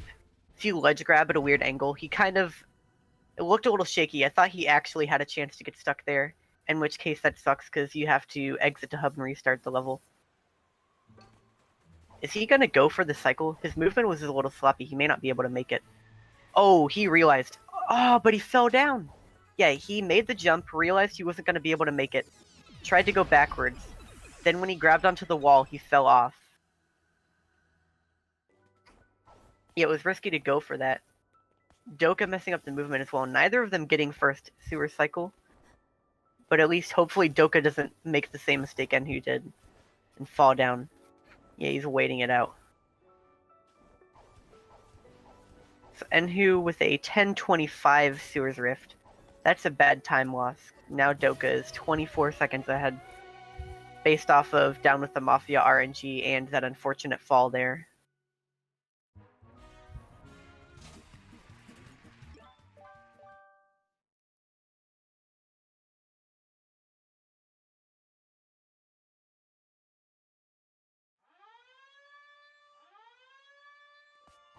Don't worry, we always have Bag Skip and Finale left to be crazy for no reason and even things up. And who got it on his first attempt last run. So hopefully things aren't too shaky this time.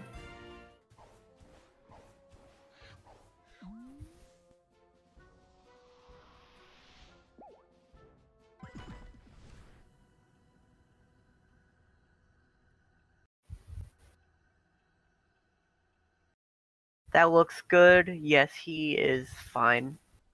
That was good. So he's passed it on first attempt as well.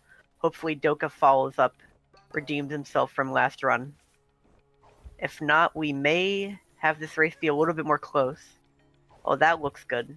Doka should be fine. Yep, he's on and over. So Doka's going to actually maintain his lead of 24 seconds around there this time.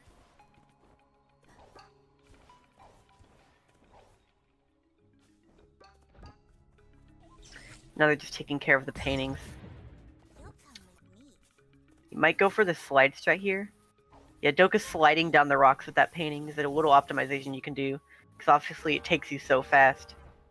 But if you bonk while you're holding a painting, if you're on water, then it just falls in the water. And it immediately goes back to where you picked it up. So if you ever, like, drop a painting like that and take too long to get it, then it's really bad. Because you have to walk all the way back to where you got it. And with, especially in the case of that first one, is a lot of time loss. So yeah, just carrying that cherry up to the top, setting up for the warp again.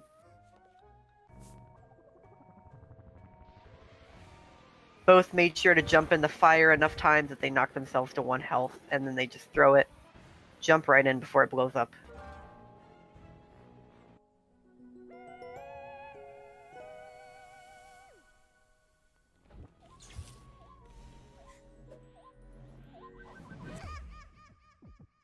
Doka got a pretty solid time there for contractual obligations. That's pretty good. He hit everything he goes for pretty well. He got a solid time. Maintaining a bit of a lead here.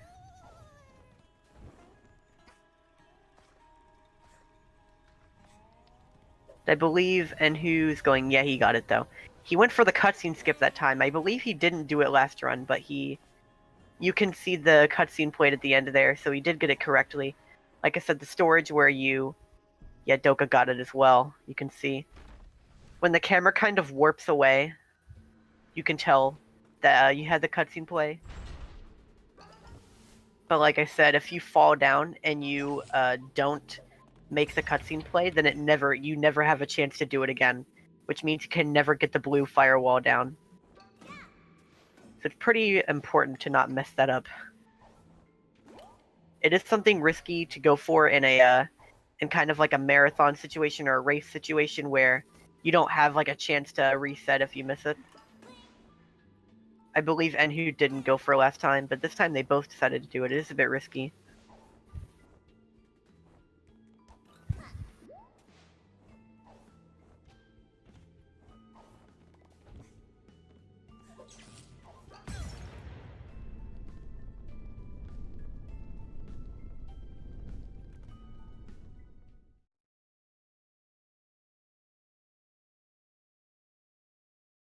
So let's see the lead that Doka has, and who got it around 14:25, I believe. 14:24, somewhere around there. So yeah, Doka's lead has gotten a little bit larger actually, just because he had a really fast contractual obligations.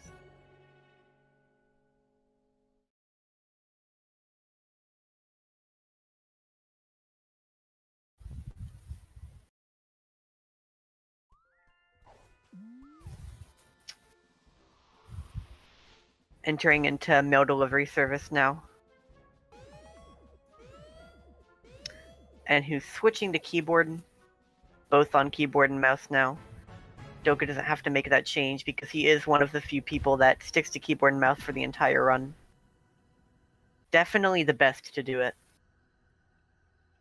He's very solid for using that controller.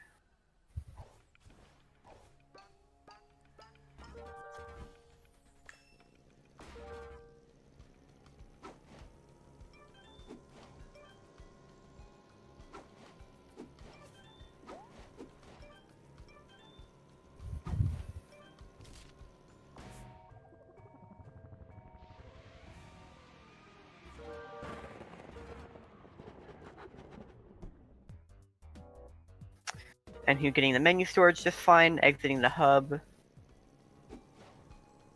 I don't remember if he missed that last run.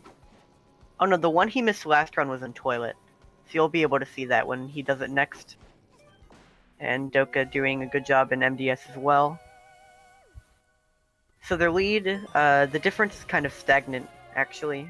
Or it's staying pretty much the same. Doka was 24.5 seconds out of Mafia Town, and it's kind of still the same.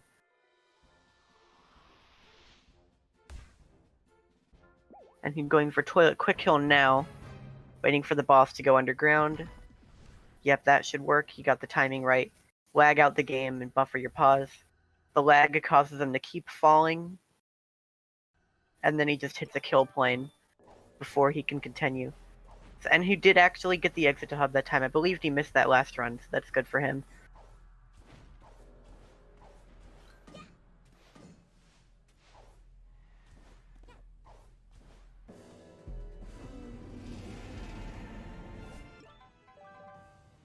Doka's timing should be good as well. Having a little bit of trouble with the menuing, but he's through it fine. There we go.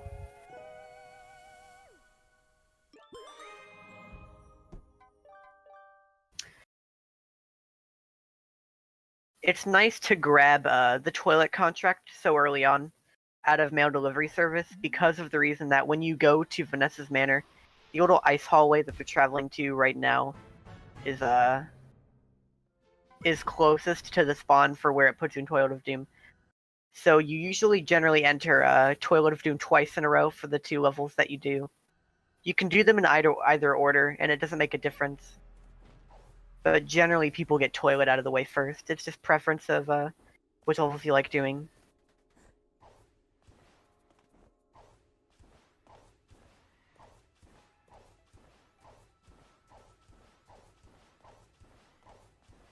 Then Enhu, that was a pretty solid manor entry from Enhu. That was a really good time. Getting a 56 entering into the manor door is really solid. Anything sub 1 minute is good to aim for. That means you got really good movement on it. But 56 is like near the best that you can aim for. That's pretty solid.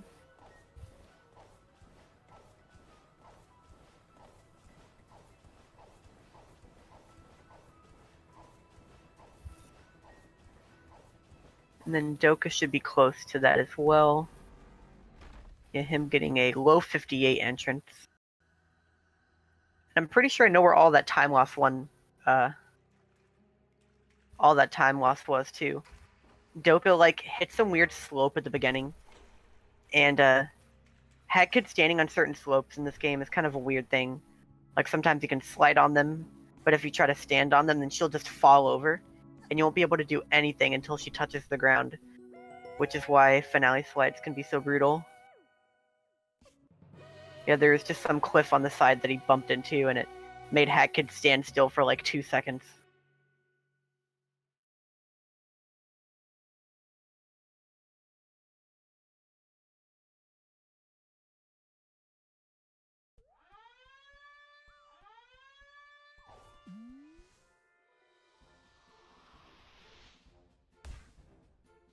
And then should be getting onto the rising gears just fine. Yeah, he did the fast movement there. And didn't make a mistake. Oh, don't fall down! Oh my gosh, that save! Please! Enhu, okay. What the heck? Okay, like I was talking about a little bit ago with slopes. If that block had turned too steep, eventually, Hat Kid stopped being able to stand on it. And so he eventually, it got too steep and Hat Kid slipped and fell over. But he landed on a blue peg off of the side, which he was able to stand up on, and then jumping back up onto it. I swear, that spinning block is the most difficult part of this entire time rift. It's like, generally, because I said this one generally is not that difficult compared to the other ones. The movement's a little bit more lenient. But I swear, it's like I always lose time on that on that spinning block right there.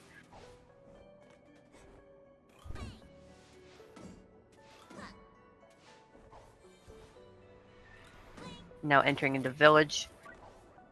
Both of their routes staying the same, but Enhu is actually a decent bit ahead just in real time due to his loads. I believe Doka still does have a bit of a lead over him despite being so far behind. And that is obviously why we use the in-game timer.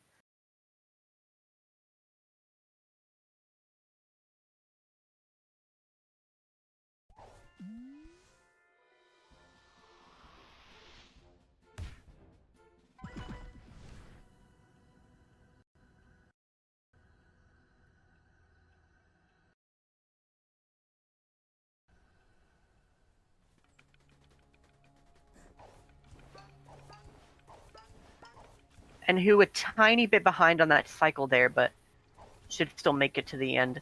Once you're past that spinning block right there, then everything is the same, because like nothing back here is moving. You just gotta hit that bell jump. It's the same every time. As long as you don't fall down, you're good. So definitely a decent village from him. Doka getting a solid village entrance as well. Hopefully he gets something similar. Both of them get good villages. Oh, I missed the time that Enhu exited subcon. Okay, 21 flat exiting subcon. Doka should be a little bit ahead of that. Like maybe 30 seconds.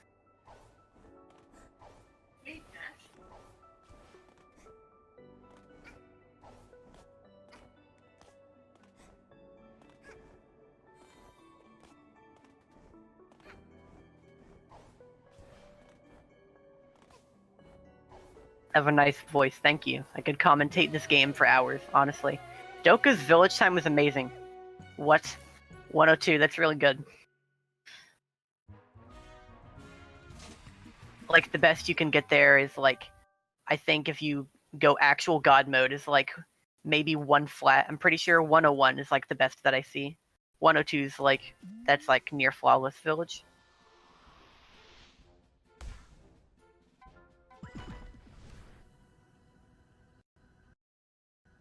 That might be, like, close to his gold, actually. I'm pretty sure Doka's gold is a 102, so that was a really solid split from him. Also, Enhu, pretty good pace exiting out of that Snatcher fight there. Getting the last hit at around, like, 47, I think. Which this cutscene from the last hit is around a minute long. So he's probably going to be exiting this level at, like, at least sub 150, I'm pretty sure. Doka having a pretty decent Snatcher as well. You can kind of see he doesn't even like exit like the damage state where he's glowing red, because if you're positioned right, you can hit him with like your first hit, like your first swing. Hat Kid's umbrella has like a 3 swing combo that she does, and the first one doesn't have as much range, but if you can reach it, then you can just buffer the first hit over and over, which means you're getting like actual frame perfect hits every single time. So like, just because of that, this level can be optimized like so close to perfect. Doka is an actual god of the Snatcher fight. He has the community gold and the IL record for the level. Not only because of his consistency in hitting all the hits on Snatcher, but also because Doka goes for some crazy text mashing strats. You can text smash with multiple controllers, and you can actually see whenever you change controllers, it's just like new input, like keyboard or controller or whatever like that. And sometimes Doka's like new input thing flashes. That's because he's mashing. He's pulling out a controller just for the purpose of text mashing. He's doing it right now. He's spamming his keyboard and a controller at the same time. He doesn't even use it. He just pulls it out for text mashing faster. That's the sole purpose of his controller. He actually wants to get the sickest times on this level so badly. He optimizes it so hard. Yeah, dance pad text mashing. You don't even need your hands. It's optimal.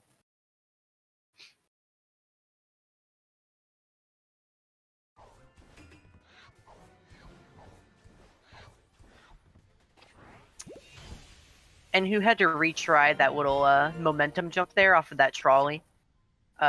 He got a sprint jump instead of an SDJ, which SDJ.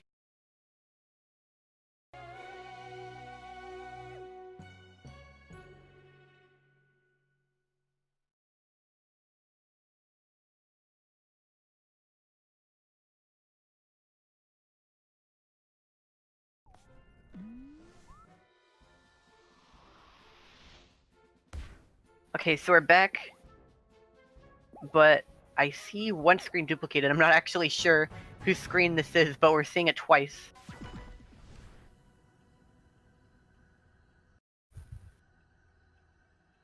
I can't actually tell. Yeah, no, the race is perfectly synced. Look at this pace, dude. Actual tasks. They're completely tied. I believe this is Doka's screen we're looking at. So we get to continue watching his run.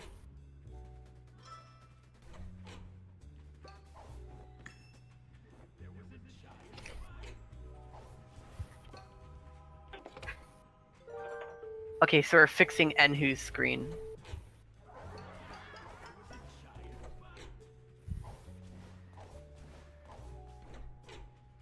There we go.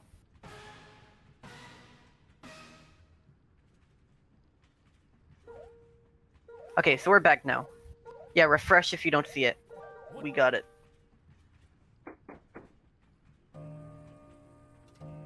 Wait, that's pointless. Because then they wouldn't be able to hear me anyway. Never mind, forget I said that. Yeah, both of them in murder. Let's see what their lead is.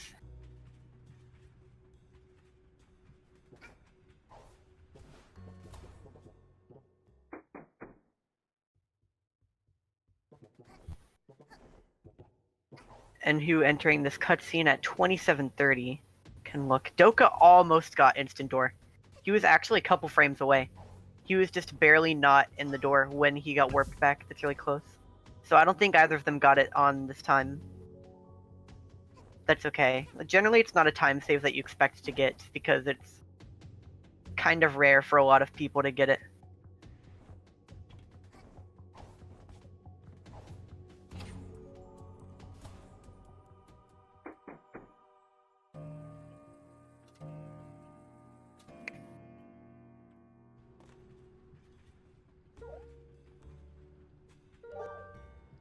Okay, so Doka is 50 seconds ahead.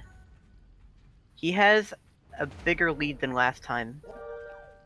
Hopefully, neither of them screw up too bad from here on out. Because finale was definitely real rough for them last time.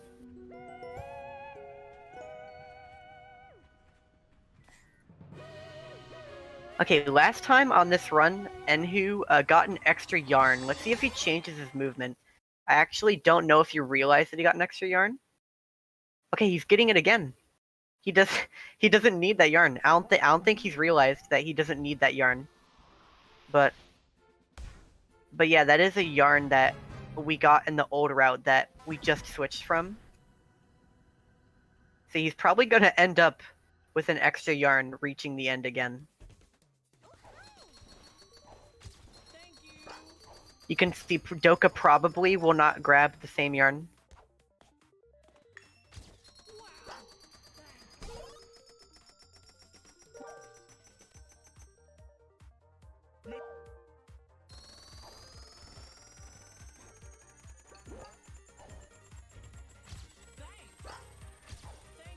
Here's the movement here.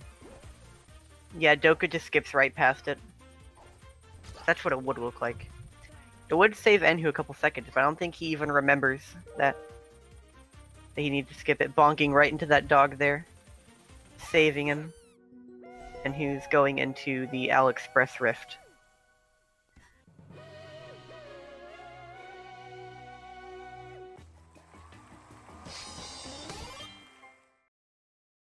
So yeah, the lead is pretty far apart on this race, so it's a lead significant enough that something major would have to happen from one of them for it to change, like, significantly.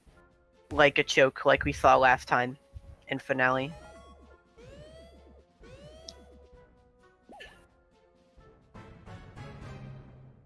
And I'm not actually sure what kind of pace Enhu is on.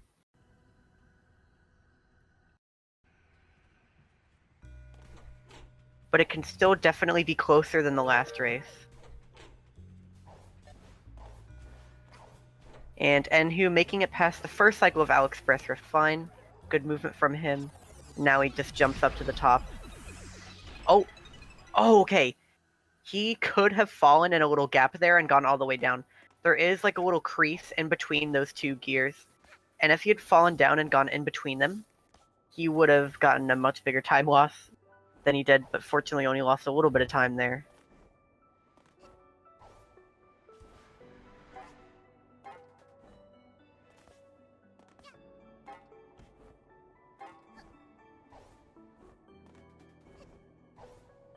What choking finale means, yeah, who am I to talk about choking in finale? Obviously I would have no idea, right?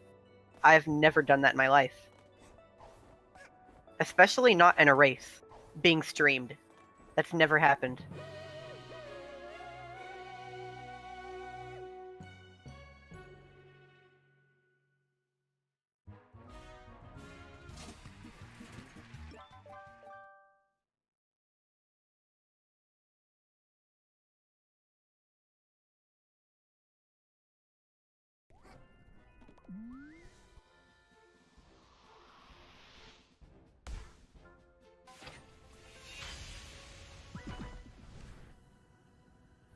So hopefully they both get the platform drop down this time. You can see it again here.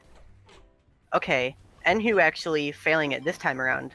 Last time he hit it, but Doka didn't. We're actually getting a little bit of a flip here.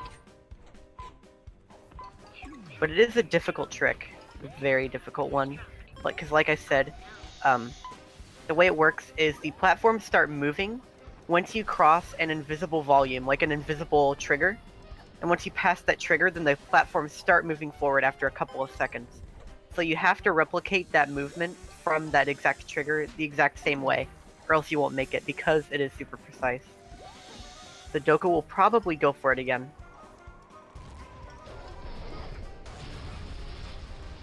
Hopefully nails it this time. There we go. Okay, so we got a flip from last time. Doka nailing it, Enhu not. Oh no, okay, he fell down. Please tell me he hit the trigger. He didn't! Oh, that is really bad. I'm so sorry. I commentator cursed him even harder than I thought I did. I already knew I cursed Enhu, but I'm just ruining everything right now. Okay, so when you fall there is a checkpoint trigger that you can hit if you wall jump off of that wall. And he was barely high up. He was barely not high up enough to hit that trigger. He, like, just almost hit it, but barely fell down. And that right there is, like, a huge time loss to get.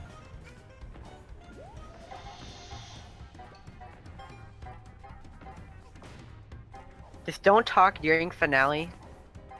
I'll try my hardest not to say anything. No, I'll just do the opposite. I'll be like, well, yeah, no, Doka's probably just gonna, like, lose 2 minutes to this, you know? And then it'll be fine, right?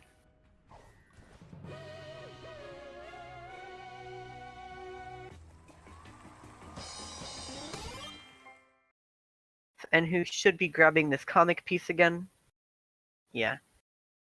There's 6 of them. Most of them are hidden, but obviously since we only need one, we get the one that it makes plainly obvious. There's always got to be an obvious comic piece. That way you actually know that they exist as a casual, and it motivates you to go collect them. So fortunately there's just an easy one that we can get right away.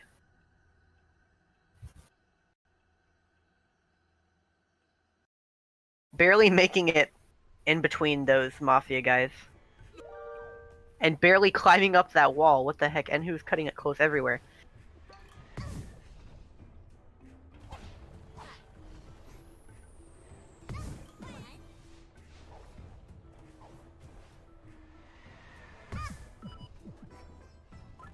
Doka, meanwhile, and heating up on a good pace so far on this first death. Yeah, that's really solid. You do 2 death warps and then 1 soft lock warp or a stuck warp.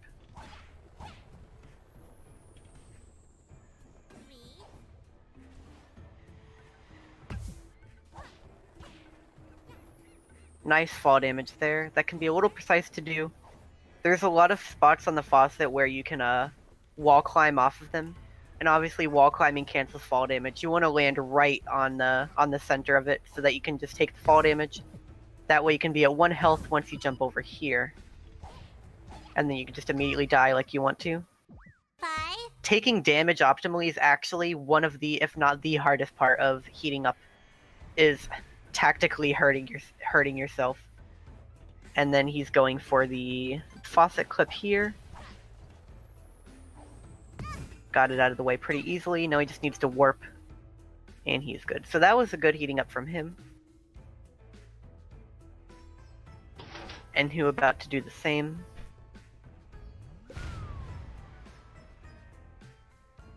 See, this is the one part of the race for them where they're actually really close together. Because Enhu has better loads, but does this level later. So Doka actually has an extra level to do. Just because his endgame timer, as you can see, is 1 minute and 45 seconds behind.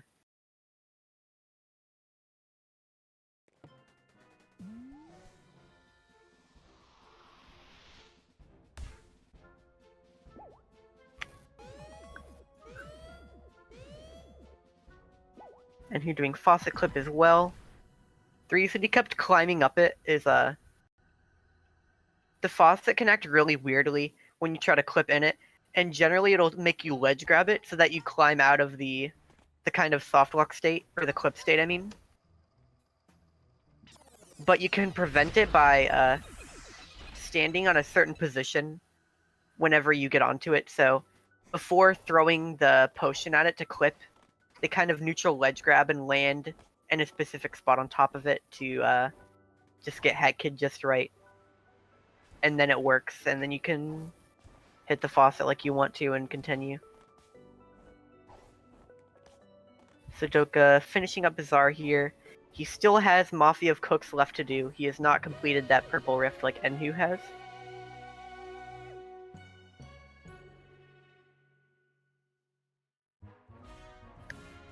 Enhu is around the same pace as his last run, I believe. Or maybe slightly behind it.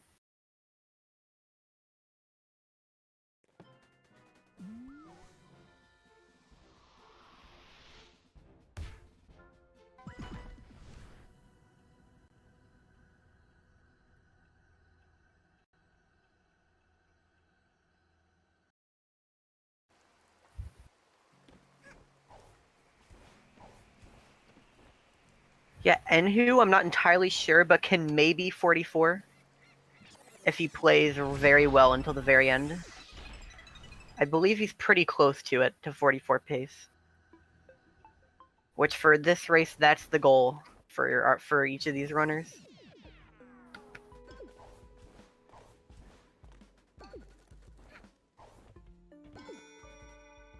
Doka still being a decent bit ahead. Getting that comic piece as well.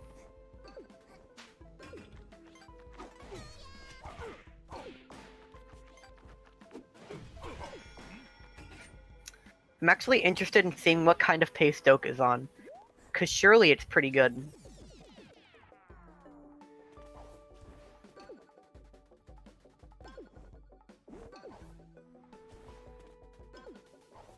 Yeah, no, Enhu is not PB pace. Enhu's PB finishes mailroom at 37:58, I believe. And he still has mailroom left to do, and he's a little bit behind. His last race, however, finished mailroom at 38.4x something, so he was around 40 seconds off. He's on pace to come close to that again. Because mailroom is pretty short. So he'll be finishing it up pretty quickly. Doka getting a little bit of extra pawn to the end, just having enough. You need 50 to unlock cheating the race. He just got a little extra at the end and got 51. Yeah, I'm interested to see what kind of pace Doka's on, because it's pretty good.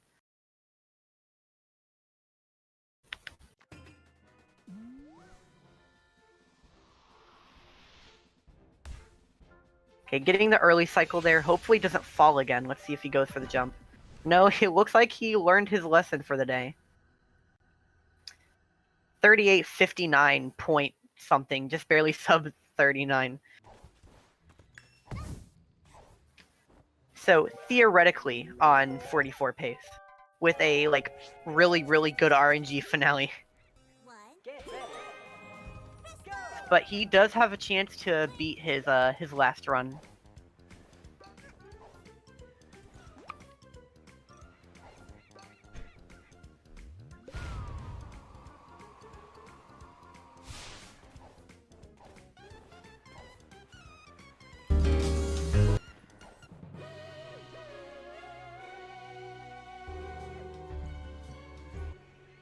I wonder what time does Doka's PB complete CTR? I'm not actually sure. We'll have to wait until mailroom to see, but Doka's definitely on some kind of good pace right now.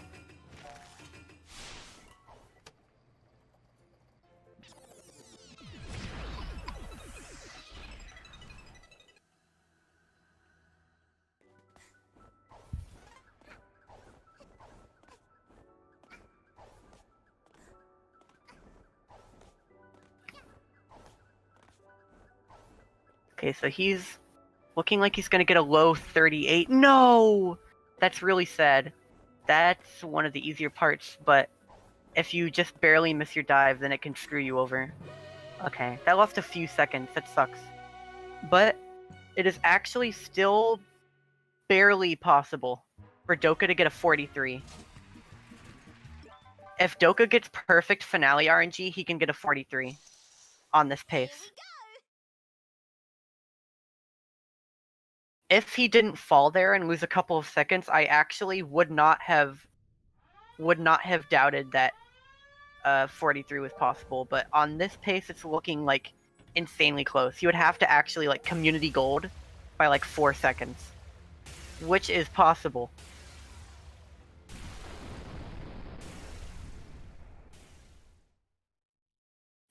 So Enhu is on full slides right now. Hopefully not bonking here.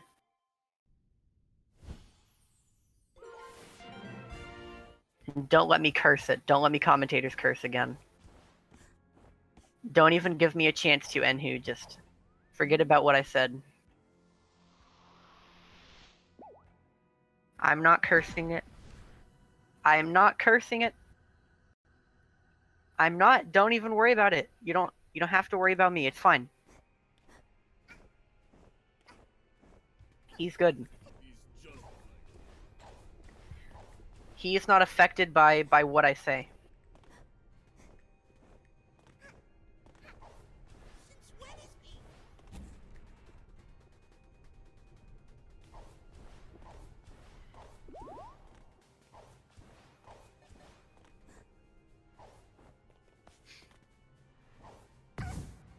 Oh, dang. Okay.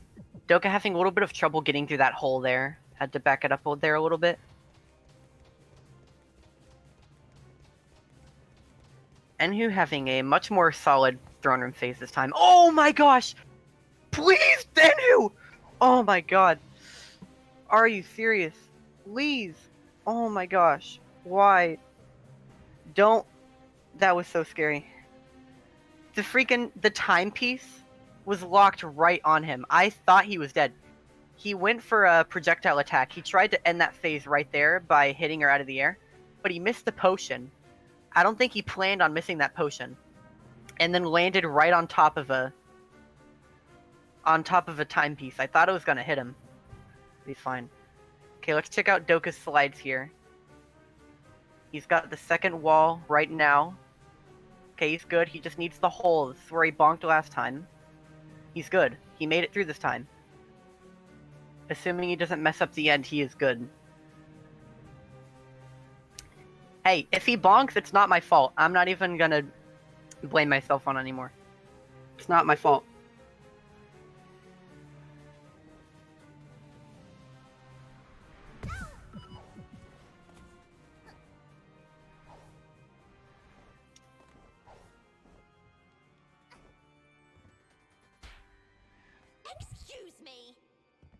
Okay. They're both through with finale skip, assuming Doka doesn't die. Which I don't expect him to. I wonder if he'll go for punch death again. Oh, he might. No! Doka! Oh my gosh, that's so bad! Oh no, he might have to exit out. Oh my gosh, dude. That is actually horrible. Okay. That all happened because he went for punch death. That's why it's so risky. Generally, you want to wait for her to do that timepiece attack and then hit her with umbrella. But because he wanted to go for punch death, he wanted to hit her out of the attack early by going for a potion. And because that happened, she continued to throw timepieces downwards while he was setting up for the next attack. And that caused him to land on one. I actually don't know if he would have got punch death if he didn't die there, but I don't think he had the right RNG for it. But because he tried to set it up, it ended up causing his death. I don't know, I think he may have wanted to do it just for the PB. Because he actually, PB was not out of the realm of possibility.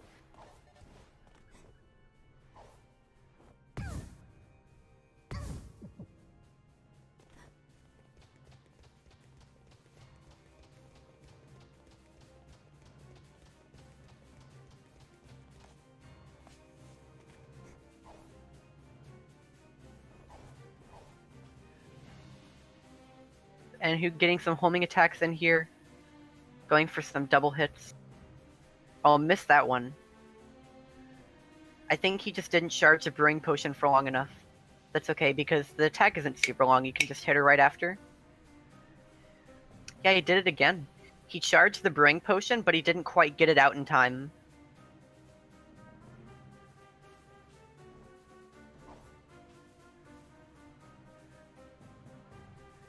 Enhu finishing up with barely a 45. Not quite as good as the last race, but still most likely securing him the win.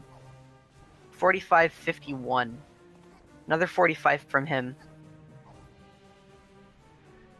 That's sad. Doka was on actual, like, he was on 44, like, 05 pace. He was, like, not far from his PB at all. No, he was 2 seconds ahead of his PB.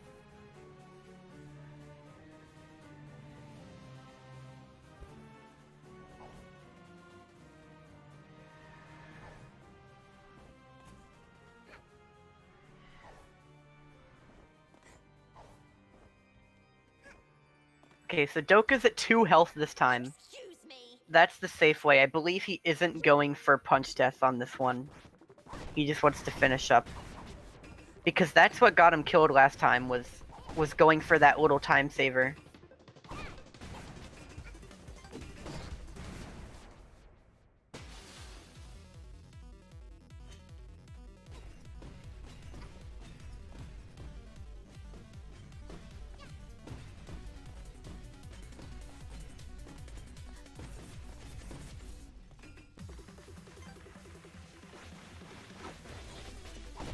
That's the cutscene that he would have skipped. That's what he was going for.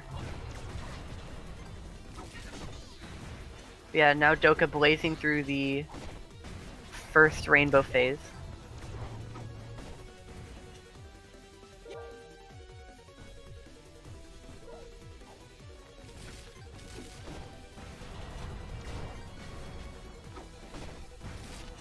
Generally, the game wants you to hit her with the Mafia Ball for each of these attacks. She teleports away when you get close to her, but on the airborne attacks, because you have the projectile, you can kind of sequence break that part. The game doesn't normally expect you to be able to hit her when she's up in the air like that, but we do it in like most of the phases of the fight. It's an attack that she keeps reusing over and over, so it's kind of convenient that we have that method of getting rid of it. Otherwise, it would be very slow.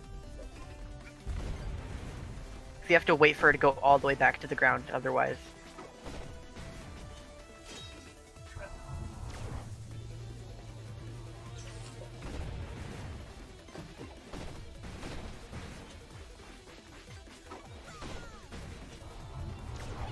So is this the last hit? No, one more. Alright, now he's done. So that's the cherry phase. He's out of the way with that. Now he's on the final phase of the fight.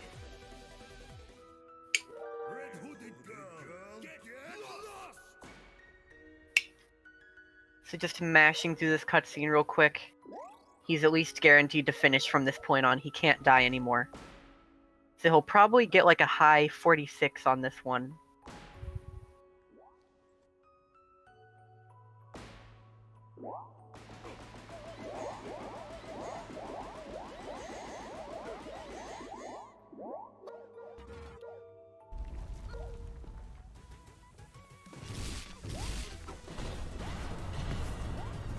So hitting that mid-air timepiece attack right there.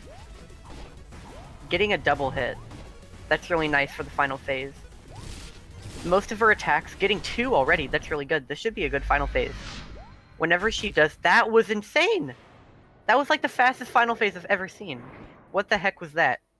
That was crazy. Doka should be finishing up with a high 46, barely clutching it out in the end there. See, this finale time is really good, 5:12. It was just because of the fact that he had to re-enter it one time. If you take out that time loss of him having to re-enter the level, that would have been a really solid finale. Like a low 44. He lost 2.5 minutes to that. That's how brutal finale is. But yeah, that's it for the races. So yeah, I enjoyed commentating. Thank you everyone for watching, even through the second one. A bit more than I was expecting, but it was definitely fun and worth sticking around for. So thanks for hosting us. I'm glad that we got to show off this game. I would definitely look forward to doing it again. I love commentating and running this game, and it's definitely very good. But afterwards, coming up next, we're going to be giving a Toy Story 2 race coming up right after this. So yeah, thank you all for watching, but that's all for me. So see you guys later.